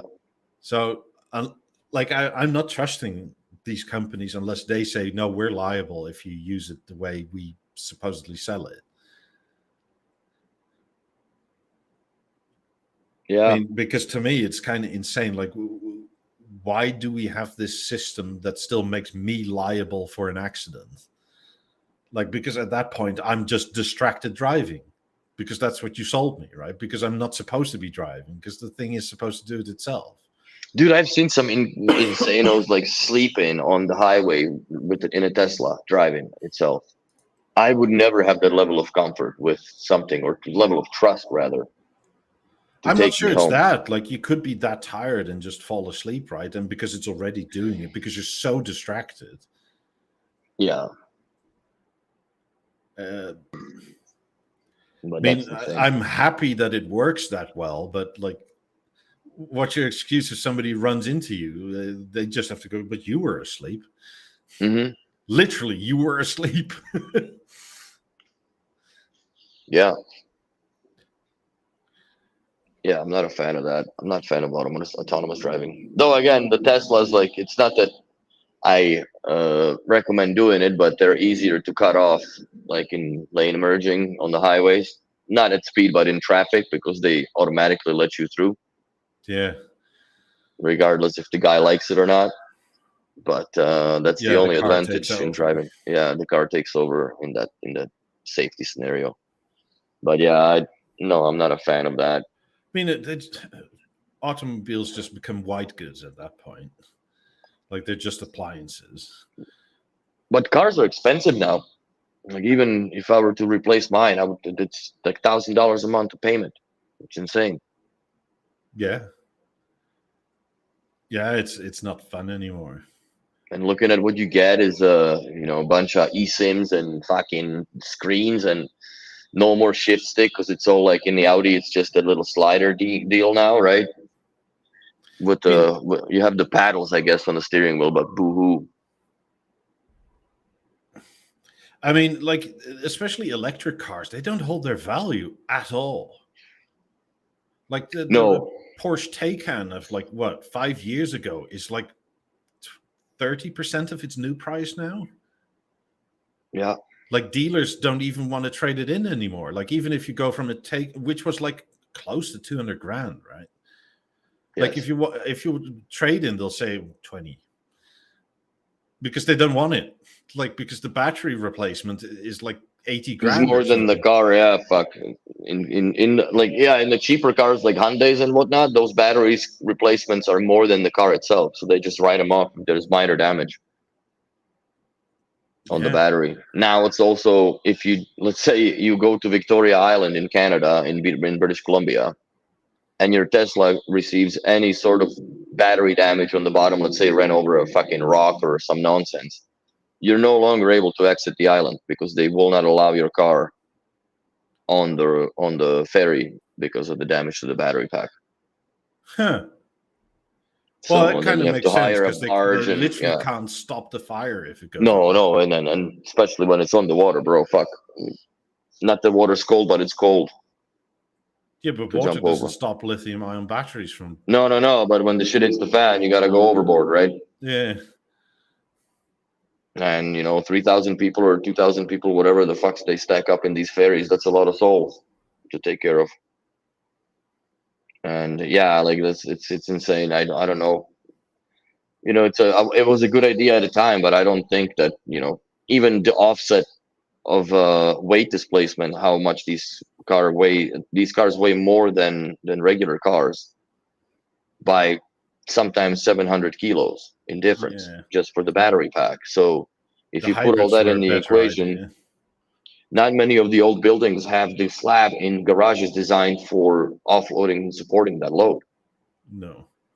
So there's a lot of engineering stuff that goes into it that people kind of just miss and whatnot. I mean, I'm not against anything electric in a car. Like the Toyotas and Lexuses, right? The hybrids were fucking amazing. The hybrids make sense. I mean, you can set off quietly and you take off the initial burn of like starting to accelerate, because that's Yeah. where you use the most fuel anyway. Yes.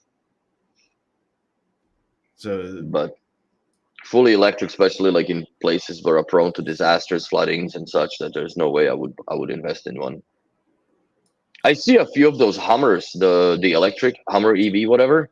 they're Those enormous. fucking massive cars, man. They're massive vehicles. They're like 7,000 kilos Yeah.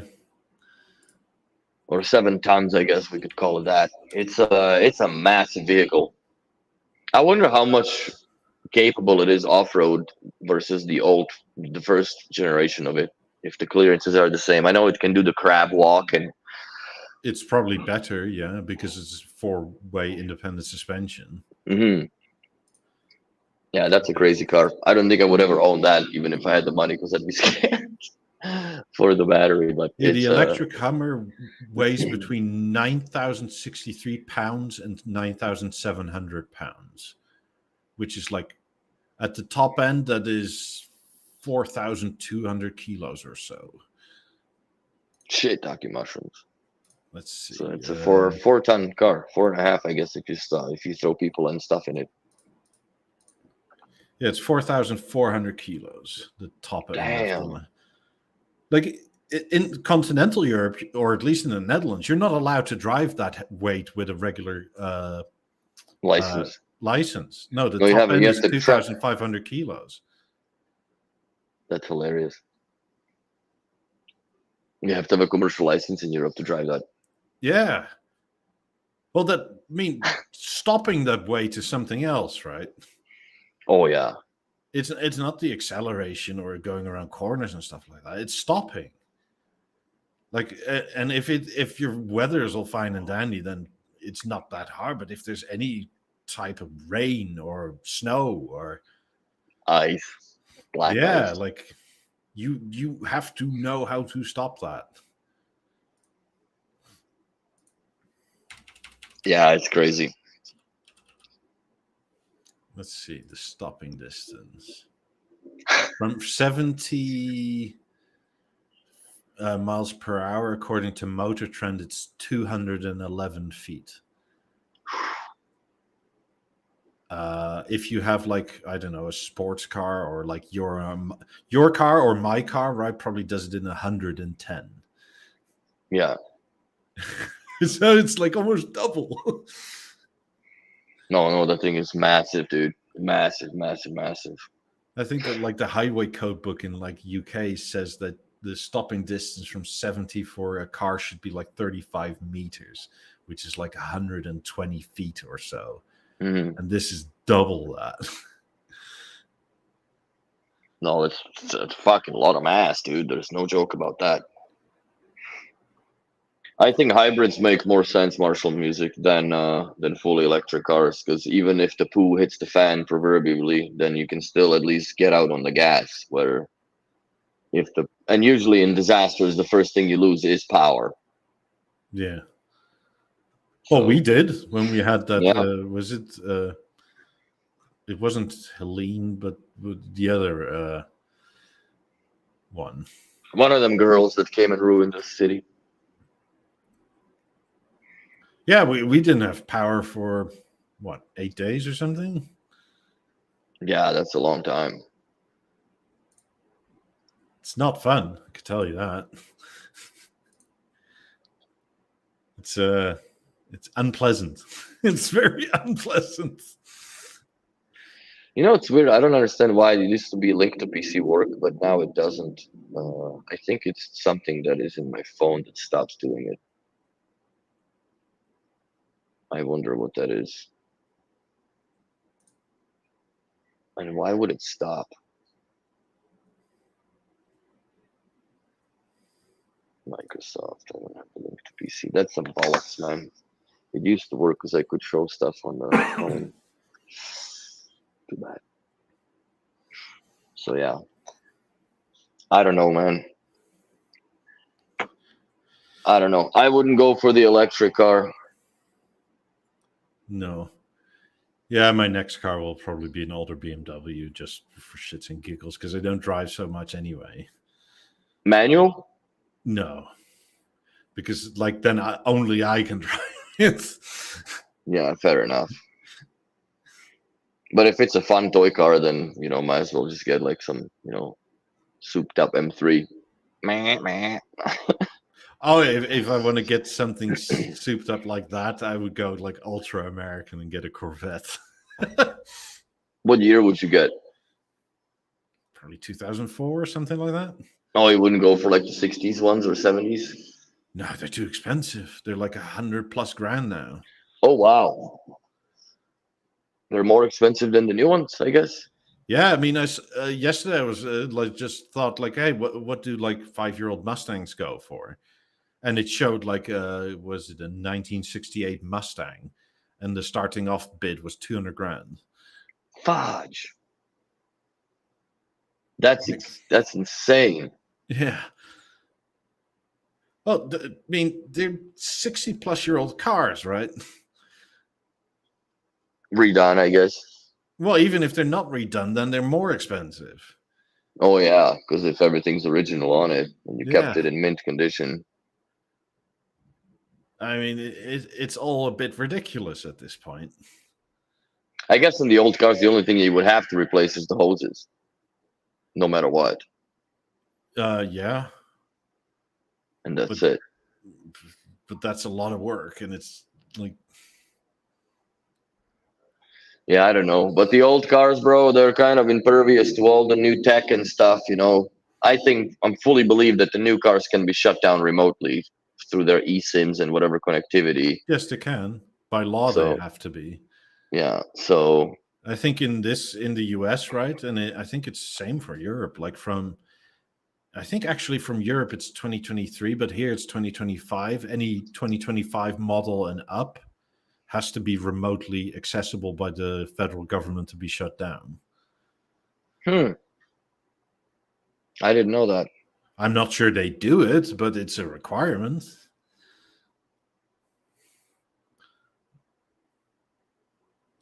And you probably still need a warrant, but even so, right? Just the possibility of it is a bit insane.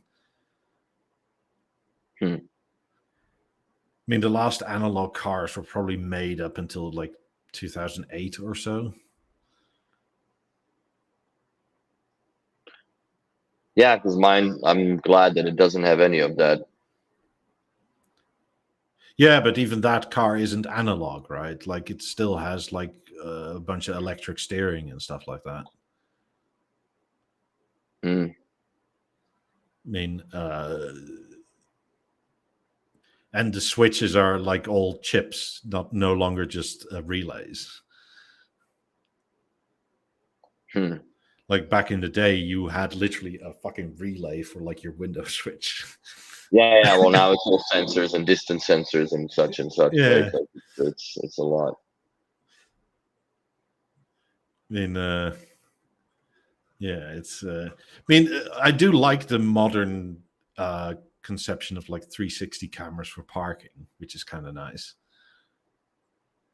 The 360 parking is cool. I do like that. But everything else is sort of. Yeah. That's one thing I don't have. Well, for me, the problem was in my Audi that whoever built it, they zip tied so hard the harness to the back lights that they all worn out over time. So I didn't split. So I had to redo them, and I had to redo the coaxial connection to the camera twice. Jesus. And I finally bought a long enough cable. I'm replacing the cable right from I left the coil by the license plate, like from the actual camera. I spliced it in, with micro RG6 connectors. Man, the wire was so small. The thickness of a power link, like the Yeah. 3 mil power link. But when you stripped, it was a coax. So when you stripped the inner core, had I think 8 strands of cables that together were maybe like 4 human hairs combined thickness together. And then you shim it through that little connect. Oh my god, it was a pain. And it's like you're doing it in the car on the trunk, right? It's not like you're doing it on the bench with all Yeah, the you're precision probably you can doing it get. sort of like Lying down on my back, yeah, and fucking around, and then doing another splice like that in the above the fender well. And now it's working. I left it loose. I'm like, screw it. It doesn't need to be zip tied. I routed it through the, because when your trunk opens, you have the plastic rail cover that basically is the cable guide. And then I just left it, without any stress of zip ties and shit. Screw it.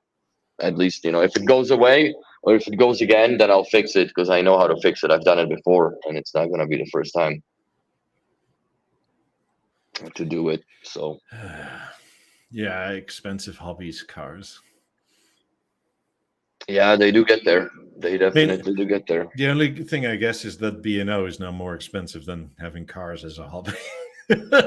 No, I definitely agree. I mean, I'm quite seriously thinking like I'm just going to get back into cars because it's cheaper. Like the car I'm looking at buying, right, is not cheap, but it's cheaper than a new set of 50s, which is fucking mental. Yeah, dude. I mean, it didn't used to be that way. No, and that's the problem, that everything just goes to hell after a while. I mean, with 90s, right, we're now at the point of like, it's not, do you want like a BMW or maybe a baseline Porsche, but it's like, do you want a Ferrari or some speakers? Mhm. Which is kind of insane. That is, but that is the world we live in, and I hope that the price increasing stops at least for the rest of the year. I think that I haven't heard anything new that would threaten the prices, but it definitely is. It needs to. They need to take a chill pill with this. They probably shouldn't do it next year either. No. I mean, come on. Like, let's see, what are 50s now? They're here. Yeah. Oh yeah. If you buy, what is it, $500 worth or something, you get a bag. Yeah, and this is the old. $600. That's the design of the old catalog, apparently. What this Yeah, was. it's okay, but It is kind of cool. The B&O, right? You can see it there. The I mean, BO. it's on the main page of all speakers, right? Like, Yes. I mean, whilst I appreciate the present, I don't understand how, as me as a customer, would have to spend even more to get this, right? But those bottles are good, man. They hold water pretty cold for a while. Yeah. I gotta give them that. Anyway, what are 50s right now? They start at $80,900 or $79,800 for the black. Shiitake mushrooms. So this with the Mercedes grills is probably 83, 80. Well, it makes good as making no difference, 85 grand. Mm-hmm. Ex sales tax.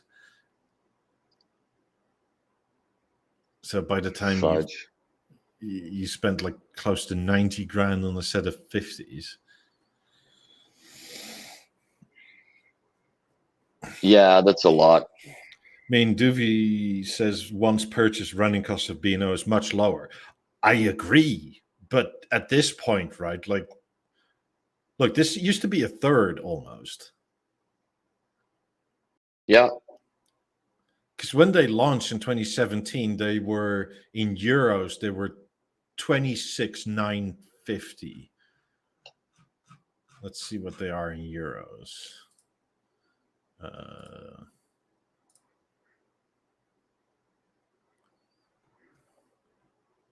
So they were less than half. back in the day. Yeah, because as you see them with launch with oak, they were 26,950 or 26,750. Well, I forget which one, but $200 or €200 makes no difference, right? But that's what 110% now added to that. Yeah, that's crazy. That's crazy how far it went in prices. Is that the old screenshot? No. No, this is current pricing in the Netherlands. When they launched, yeah, they were with oak because they didn't even have triple black at the time. No, I remember that. Like you got them like this or not at all. They didn't even have a different color, right? Like it was just this. Yeah, I remember that. Because I remember when I purchased them because my dealer. So were the 90s. They were just black and oak. That was the standard default. That's it. Yeah, because my dealer had them like in the store like 2 or 3 days before launch, and that was 2 or 3 days before my birthday. And I went, and it's like, ooh. I went again, and they're like, ooh. And I went again, and it's like, okay, let's have some. Back. Yeah, no, that was a good purchase back in the day for sure. Yeah. But, well, it did cause me all sorts of grief, but. Well, if you never bought them, we would have never been here. Just put it that way. 53 episodes later, talking nonsense again. Yeah. Speaking of nonsense, yeah, let's move on with our days and lives. I have to feed some cats and stuff, and probably mow some lawns and things like Tough that. life. Thanks for watching, a good week, everybody. Love you long time, and see you all next week. Bye. Bye.